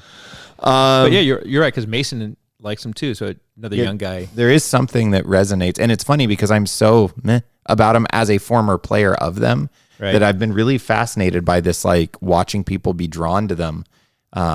I should show you Mason's Facebook page because like he just is old enough to have a Facebook page, so his parents let him get one, and he like, oh, I'm gonna friend Carl, and he went to friend me, and I'm like, is Mason, and then I see it, and like his profile picture's a Tyranid like Trigon, and then like the banners all Tyranids. Like, Dope. guess he likes Tyranids, man. Get him, awesome. Mason. Eat all the seriously, things. come fight us. You gotta get somebody with some Photoshop skills that can take a picture of him and like turn him into like a hybrid. His face a Tyranid. Episode 145, conflict in gaming groups. This was hard. This was it was a tough one. Yep. It was tough because we've had conflict within our gaming group. I wasn't trying to single anybody out, but I felt like this was a valuable. So we learned some valuable lessons. Yep. We wanted to share those. It's It- tough. it also it's a brought tough up some- topic. And it brought up some really excellent conversations in the community too. Yeah. And I really wasn't trying to point fingers at anybody in our group. That we've all there have been times probably people have been frustrated with me as well, and how do we deal with those kinds of things and remain friends in gaming? And that was kind of the purpose of this episode. It was one I sat on for a long time, and Yep. I spent a lot I remember of watching time. it get bumped down in the schedule. Yeah. Yep. Yeah. And then episode 185, Champions of 40K, The Powers of Chaos. This was the first episode in the series that we started doing, which you alluded to earlier. Yep. And I think it's a great series, and it's going to continue to go. We have like other, there's lots of heroes. There's to no talk shortage about. of characters. So, Those were fun. yeah. Ever growing. I'm I love. crossing my fingers trying to get on one of those. Yeah. So, didn't you have like Crisis? That, Yeah, I did. Yeah, you were supposed to, and then That was right about the time I was doing the moving. Because then I got to steal who you wanted to use. It was Right. great. It was perfect. Thank you. because that was right about the time that I was moving out of the area. Because I had been on pretty regularly up to that point. Yeah. It was like, yeah. Just like that. And it was sad too. Yeah. And it was sad because I was really excited about these episodes. Well, there's more to come. Yeah. So here's what I love about these episodes and why I got so excited about them, and I threw it in here, is it's fun, I think, when we get to just flat fanboy out. Yeah. That we get to unabashedly. Don't we do that every episode? Remember that time No. when Marnius Calgar punched the demon in the face? Oh, that was awesome. That was so cool. That was before you crossed the Rubicon. Thank you, Carl Farley. But yeah, no, for sure, Jody. Yeah, you get to really just nerd out. Right. Like the rest of the time we try and have a little bit of like structure and order, and like in this time it's like, Pure no, undergird. I'm talking about Heron Blackheart. Why? Because he's freaking awesome. That's why. Like I don't need an Seriously. explanation. He's just Yes. awesome. Like why don't you understand? Right? Like that's why I love these episodes. It's a chance where we Just get that get to fun. deliver content, but also get to just be like, I cored him like an apple, and it was awesome. All right. So Man, it's interesting going down this trip down memory lane, of all these episodes, and like episode 40 yeah, will forever be an enigma. Speaking of tripping, None of us should look at episode 40. Just Nope. or Spearhead. Was Justin there or was he not? According to your notes, there are episodes. Well, I try to make the episodes now somewhat quote unquote timeless, as we said. New rules coming out kind of kill some of those ideas sometimes. And I have a few episodes that I feel like we can go back to and kind of update or review Cities of Death. The rules were updated in Chapter Approved and Urban Assault. Yeah. Still one of my favorite ways to play. You and I kind of went at it, right? Yeah. Well, we did talk about it after Chapter Approved again. Yeah. Yeah. And I feel like, I guess I shouldn't have included this one because we've kind of already touched on it. Not Urban Assault, though. But yeah, although not Urban Assault as a campaign, but Right. the rules in there are basically The same. They're the same. chapter. Yeah. Yeah. White Dwarf Then and Now, as I talked about before. That would be interesting. Yeah. I think there's a period where White Dwarf splits and does all kinds of weird, stupid Right. stuff. And now Weekly. the magazine it is now is pretty drastically different from where it's been. Pretty awesome. Dope. Yeah, it's so good. And so I think we might take a little trip down memory lane on that one. And I like the fact that they've gone back to offering it digitally. Yeah. Yeah. Yeah. Yeah. Yeah. Did they? Yep. Wait. Yes. You can get it on Yes. iPad now? You can get it digitally now. Oh, interesting. I thought they had killed that. Yeah, they did for a while. Okay. 94, episode 94, commission painting the full service. I did talk about this on the episode previously, but I want to kind of talk about my stigma around, people playing with commission armies and that kind of thing and how my view changed on this.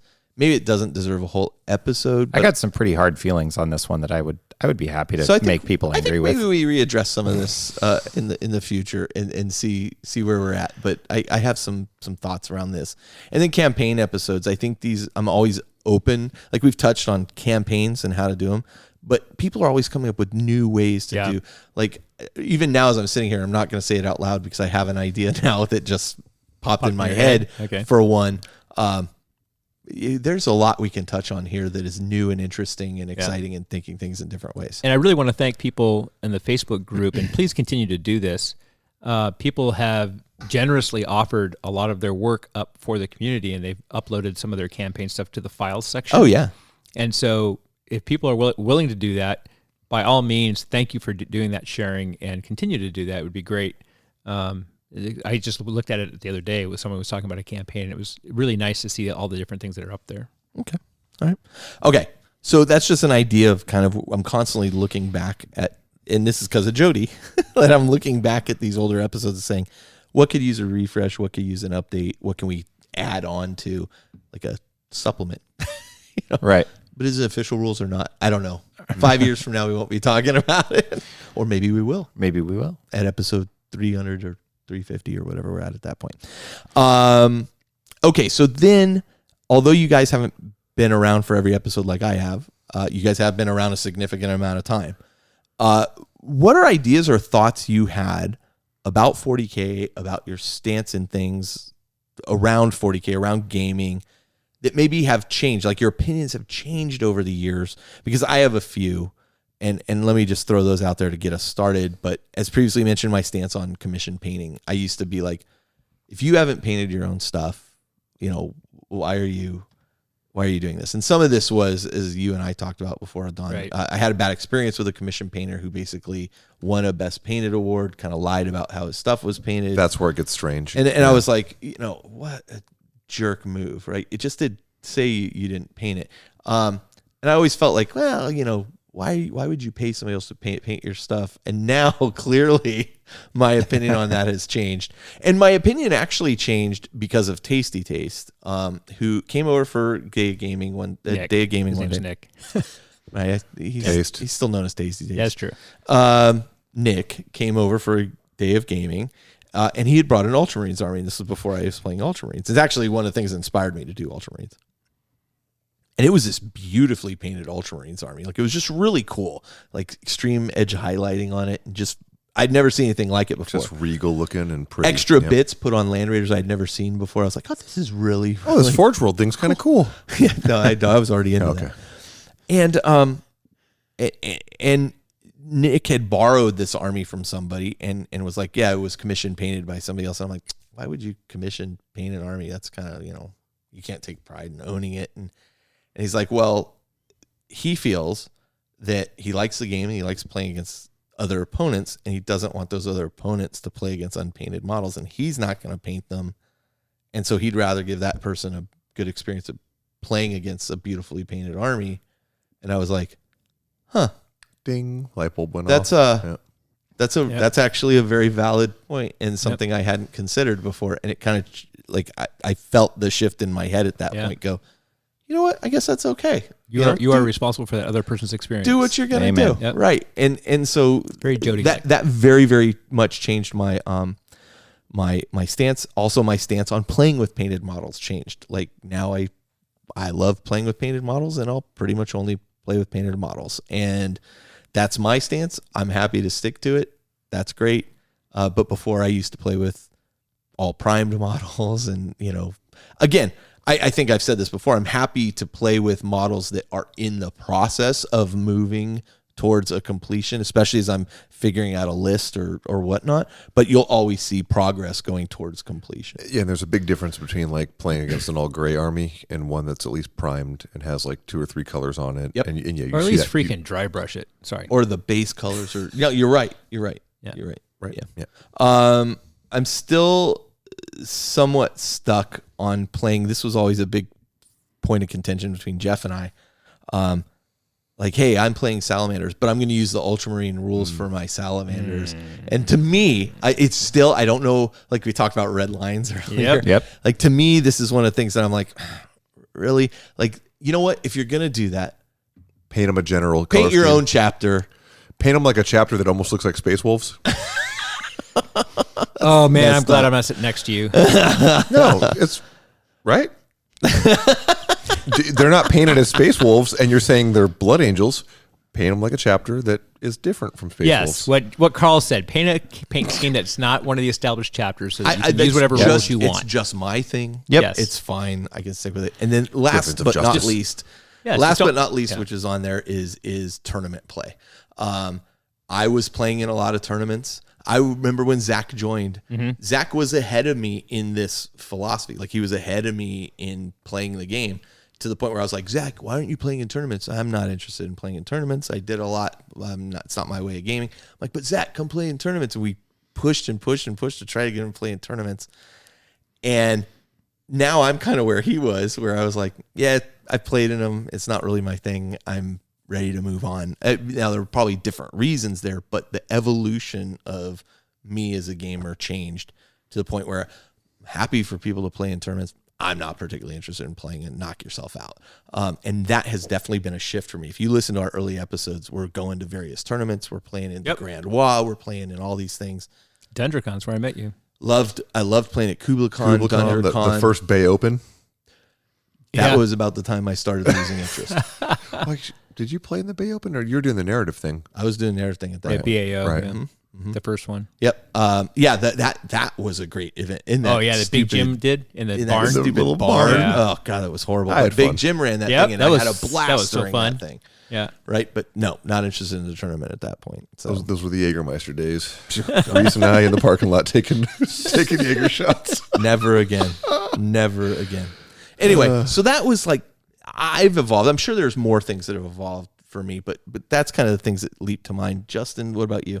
Well, to piggyback off that tournament thing, I kind of second that. I mean, remember, like, I was like a big time tournament competitive. Like, I don't really have the desire anymore for that. I really don't. Like, I think it's more of like the grand tournament thing that I don't really, those like 2-3 day tournaments. Yeah. The LVOs and stuff. Like, I like sitting on the sidelines, kind of like watching sports teams to see like what armies and factions are doing well and what quote unquote celebrities are doing well and that kind of thing. But for me, I went to Adepticon, I played 2 games, and I was just like, I'm done. I'm just kind of done, you know? And I think that, like you mentioned, 5 games in a day for me, by the way, is a lot. Like, It's a lot for anybody. I'm exhausted. it is a lot. I can't do that. It is a lot. And There's a diminishing returns on my enjoyment that happens very quick towards the end of that. I mean, I wouldn't say that like I would never go to a tournament again. Like, I for sure will, but I think it would have to be structured in a way that was, well, more structured in like a less like just punch you in the teeth and take whatever you, and Games Workshop has done a really good job with like the rule of 3. You know, like when I was playing at Adepticon, there was lists with like 9 Flying Hive Tyrants and stuff. You know, so three tyrants that's manageable. But yeah, I think it probably has a lot to do with the fact that like you said earlier, I've been kind of moving more towards art. the art and more towards the competitive painting side of things. That's not to say you couldn't go back. That's not to say I wouldn't, for some reason, shift back at some point. Sure. Yeah. You know? Yeah. I mean, like I said, I'm sure I'll play in a tournament here and there, but like the big whole weekend grand tournament thing, I don't know if I have that in it. Maybe I'm just old and my back hurts too much. I don't know. But that was a big turning point for me that I kind of realized the last year or two, that I'm definitely focused more on the hobby aspect of, I just love the models. I love pushing those limits. That's something that I think that I have more control over, you know, and I would rather focus my time into, you know, because we only have so much time on this planet. And I think to be a really good competitive player, a lot of people say, oh, it's a list. Nonsense. Like you have to put the time in, you have to know the meta, you have to know what's good, what's not good. It's just a whole different art form within this hobby, and I've just been leaning towards the actual art of the hobby. So that was a big change for me, for sure. Becoming part of the greater community, which we kind of talked about earlier, that's been huge. You know, whether it's on the show or teaching a class, Did something change that you felt like you wanted to be a part of that you weren't before, or? I think it just kind of. Well, I remember getting the phone call, like for example, from Caleb of hey, do you want to join the team? And I never saw that coming. I never envisioned that, and it did, and I just kind of jumped at the chance. Yeah. You know, so whether it was like, it's probably one of the reasons that Caleb probably reached out to me, because I don't think he ever like envisioned me as this I'm going to take your job kind of guy. You know what I mean? It was more like, here's somebody who loves the hobby, and I could see this dude teaching people the beauty of the hobby, but it's weird. I never envisioned myself being in that aspect of it, of giving back to the greater community. You know, that was really big. Adon. Yeah. In terms of things that have changed for me about 40K, when I first started playing 40K, the only way I knew how to play was at events, really. I played CCG at a competitive level. I used to travel to go to regionals and the nationals and, you know, play at Gen Con and stuff like that. And when I started playing in this hobby, I only really knew about, well, the ultimate thing is to go to an event. We're kind of ringing the same bell here, I guess. But yeah. But for me, deep down, it was about the toy soldiers, the cool playing with toy soldiers. It was about my son got me into this hobby, and it was about toy soldiers. And good news, bad news, my first event was at Pacificon, and I was playing against this guy named Matt Estes from the South Bay. Matt's a great guy. Super nice guy, right? Super nice guy. And I had gotten like 3.5 hours of sleep because I was finishing painting my stuff at the very last minute. And that doesn't sound familiar. No. Yeah, right?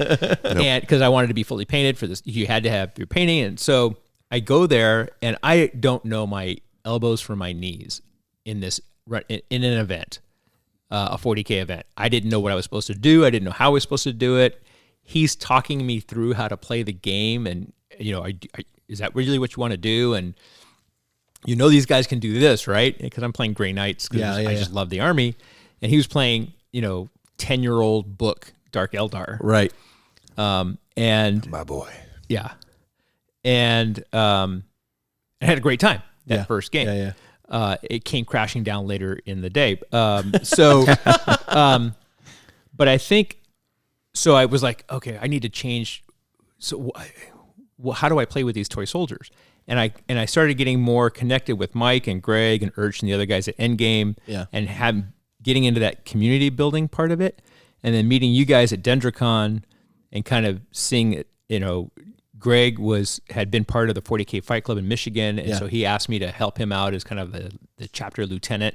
Yeah, I was like, oh, I'm a lieutenant, I know how to do that, and really got into more of the community building part of it, and running events and seeing other people enjoy playing with the toy soldiers, and it really shifted my focus on the game and how to play the game and what to do with the game, and it really got me into, you know, being a community. You know, trying to get the community going, and having people. You know, one of my favorite things is to run this huge APOC game that I'm not even playing in. Yeah, it was so fun. That was and so I've done fun. several of them now, right? Yeah. And to I'm not even playing, but to watch people laughing and joking good. and having a great time, and people doing dice rolls and jumping up and down and just having it's just like, Dude, this is so cool. The Falcons game I played, he ran so good. My Thunderhawk went all the way. Like it was a huge U-shaped table situation. My Thunderhawk traveled the whole U by the end of the. And we had a rule just that gunning down guys. So we had a when rule you that set if up your a big- models went to a different section of the table, other people were going to move your models for you. I was like, yeah, no. He's like, no, That's no not one's happening. touching my Thunderhawk. So I volunteer you to fly out here and run a APOC game here for us. Yeah, That'd be rad. absolutely. But so my view of the hobby really changed with that, and then my idea around the actual hobbying part, whether it was from G3, Jody's group of folks out in Santa Cruz when we went to that event that Scott had the PowerPoint presentation and the Tactical maps. and tactical maps, and my eyes were just like, oh my gosh. It really did open my from eyes that to a different to the level. CK class, first CK class, and everything in between. Just the evolution of my kind of view of the hobby really changed dramatically, because I played HeroClix and MechWare because I didn't have to paint it. Right, break out of the box, play with toy soldiers with my sons, and my younger son wanted every Batman HeroClix that existed and stuff like that, and Where are they now? he still has a little. Oh, okay. Yeah. I still have the Batman fund. Anyway, but yeah, so that's kind of how mine has kind of evolved over the times. Is that going from helping out with the Fight Club to running it, and with Mike and seeing the stuff that Mike came up with, was like, dude, that's crazy. Jody, what about you? So I'm going to beat one of the same notes we've all hit.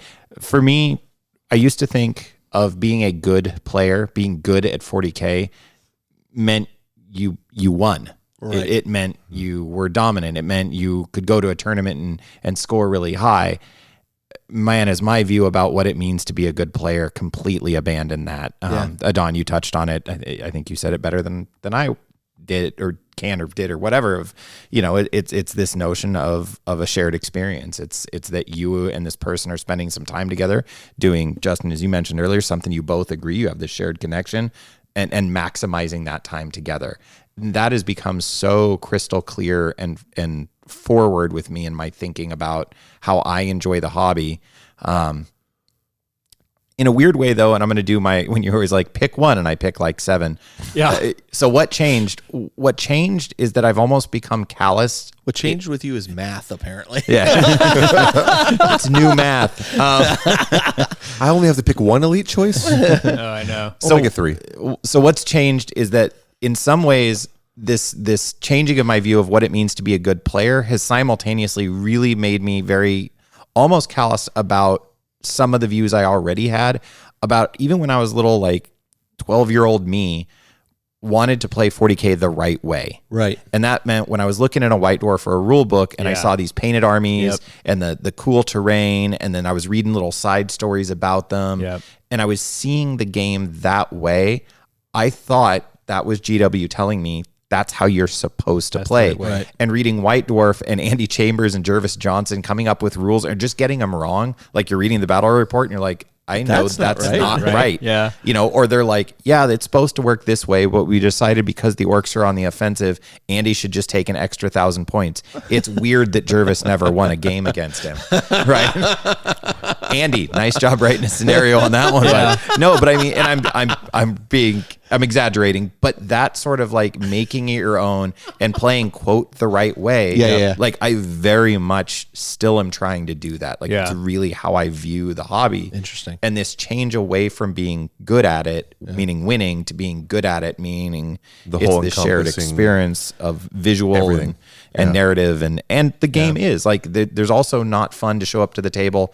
Like I laughed at my games with Brian. Like my great goal in life right now is for Brian to play as Dark Eldar and me to actually give him an engaging game, because every time lately we play, it's 2 turns in and I'm like, so handshake, because this is over. You've mopped the floor with me. Like that's not good either. That's not good play. I got to get good, man, so I can hang with the guy. Right. So that's certainly some of the ways that it's simultaneously changed, but then like really just reinforced. Okay, and I'm doubled down. gonna push back a little bit though, because especially if it's somebody you regularly play against, there is the reality that some people are at different levels. Adon and Justin. And so Justin and Carl. There is a shared experience, right? And so it's just like when you're demoing a game for somebody, you don't beat the baby harp seal, right? Because you have a responsibility for their experience. Mm-hmm. So if I'm playing against somebody and I know, Is that why Mason beat me? and I know, there you go. Yes, Go with that. Use that. I don't remember. Use that. I don't remember what the results of the game were. And you know what? And that's my point. Every time I say, "Oh man, I had a great game," the first question people ask me is, "Who won?" Yeah. That's the wrong question. Yeah, I agree. We've said that from the We've said get-go. that before. Yeah. But and so I think that's if I know that I'm really, really better than somebody, Yeah. I'm not going to take those 3 killer units. Yeah. Right. Or I'm going to create this scenario so that there's I'm going to more. push back on that a little Ooh, bit. here it comes. I love disagreement. No, And- I mean, I'm just saying that if it's a regular thing, right? I mean, Yeah, I got you. So I'm going to push back in a way that my regular opponent, Mr. Robert, I wouldn't say he was my baby seal, but like He's elevated his game. okay, so we've played a ton of games, and I was continuously, beating him with my Dark Eldari, whatever I was using, beating him, and I could tell he was getting frustrated. After every game, we'd have the conversation, and I don't think I've won against him in the last 3 games we played. So I then you think dial there's, it back up. Kiefer. I think there's something Bob's to be my said. champion for the hoodie. Which he still needs to come over here and meet all y'all. He's a great guy. But I think there's something to be said. Like I agree with what you're saying of like, yeah, don't like if it's a brand new player, Absolutely. don't beat the crap out of them and dishearten them.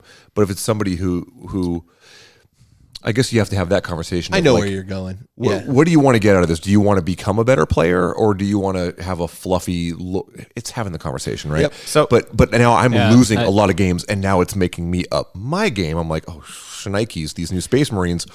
What am I going to do? If that's your agreement, like as you were saying, but there's people, they're just going to kick my butt. I mean, and this ITC league that I was in is a good example. They're playing tooled lists to that style of game. But that's what you signed up for, though, too, right? And that's Right, the but I conversation that was had. Right. But, and I don't fault them for kicking my butt. I mean, I didn't lose every game, but It's because been I a tough knew what going. I was stepping into. But, Sure. but by the same token, some of those guys, that's the only way they will play. They will only play ITC games, right? And it's like, Yeah, but I want to be able to have about that area that you're in and what I didn't mean to go off on a tangent. what but the it's just- prevalence is in that area. I mean, Right. That's a whole topic. Yeah, for the yeah. show. Now, you guys are So also I- primarily playing power level, too, right? When you play Brian, for example?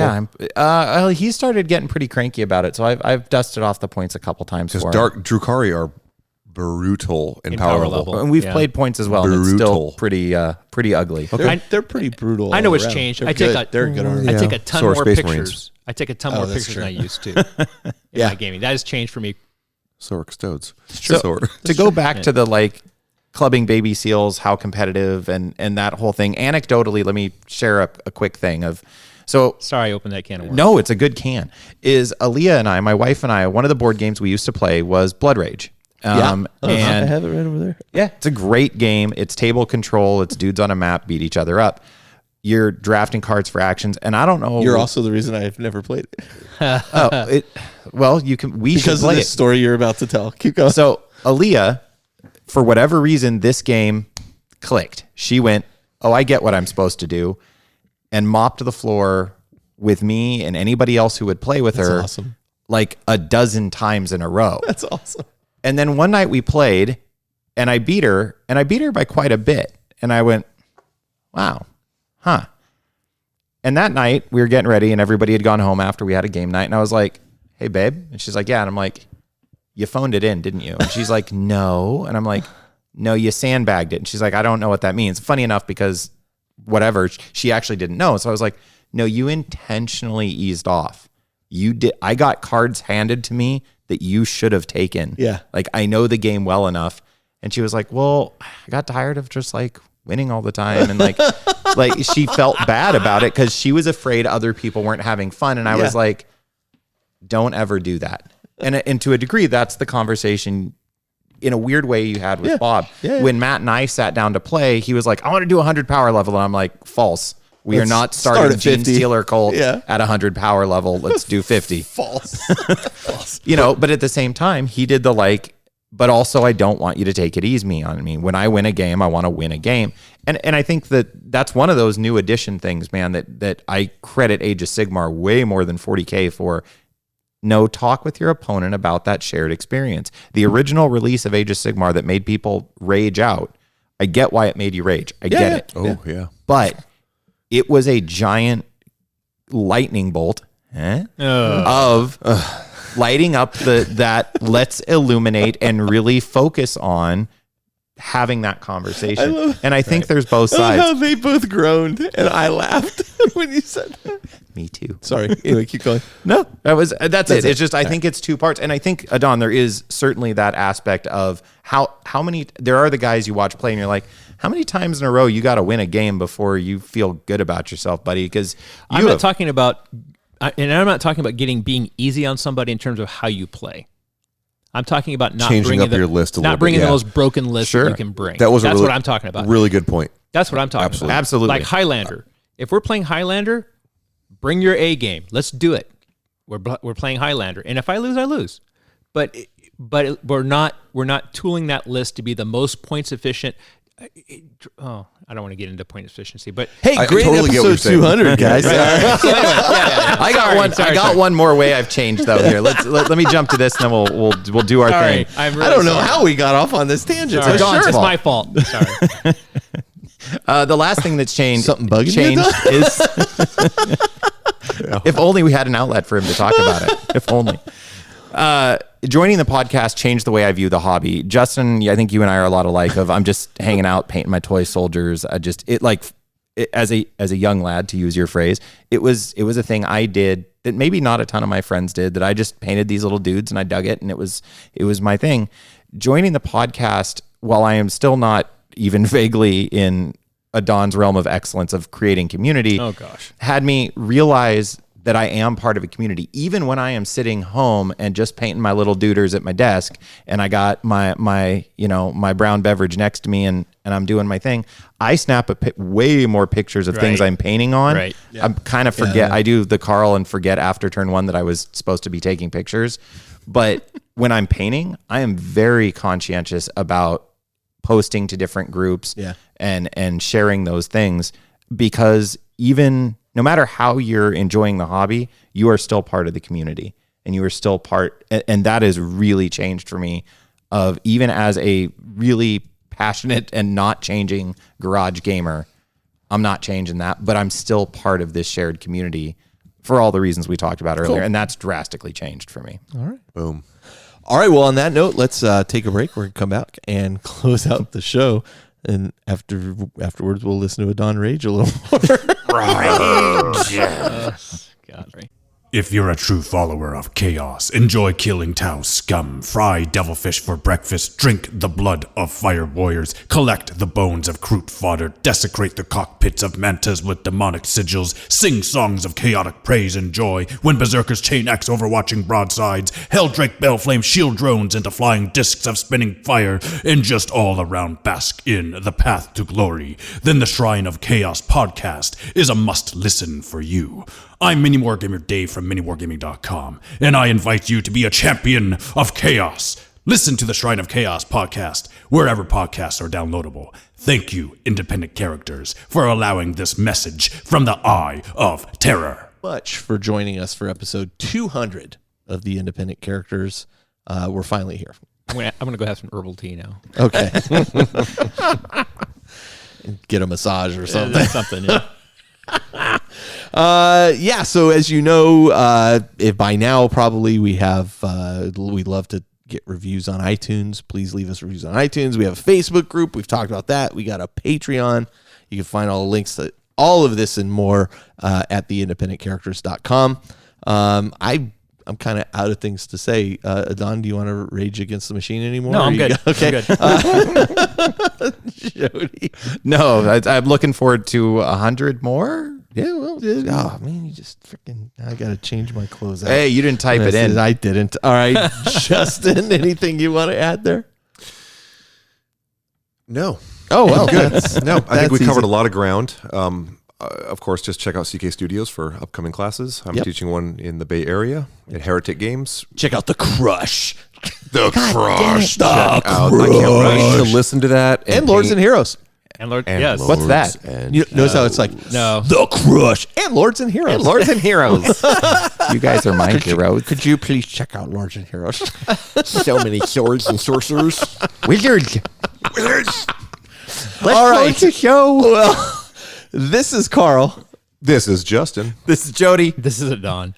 And we're coming to you from the Astronomicon, where it's been a fun 200, and it will be an even more fun 100 more. Funner. Man, I screwed that You up. messed Whatever. All right, Justin, you go. I need to go home and listen to episode 40. From the Astronomicon, where time is not real. It's only the hobby that persists. And from the Astronomicon, where you are a part of our gaming group. Oh, that's actually the best way to end it.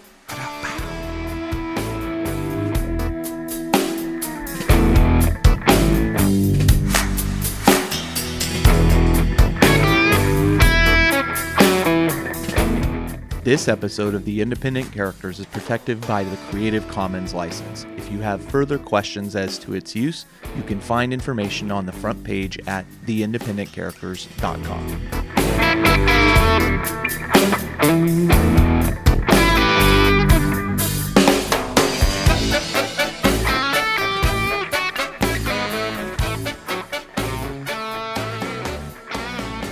Buddy's thing here we're recording. Test the things. Yeah, let me hear you talk there, Justin.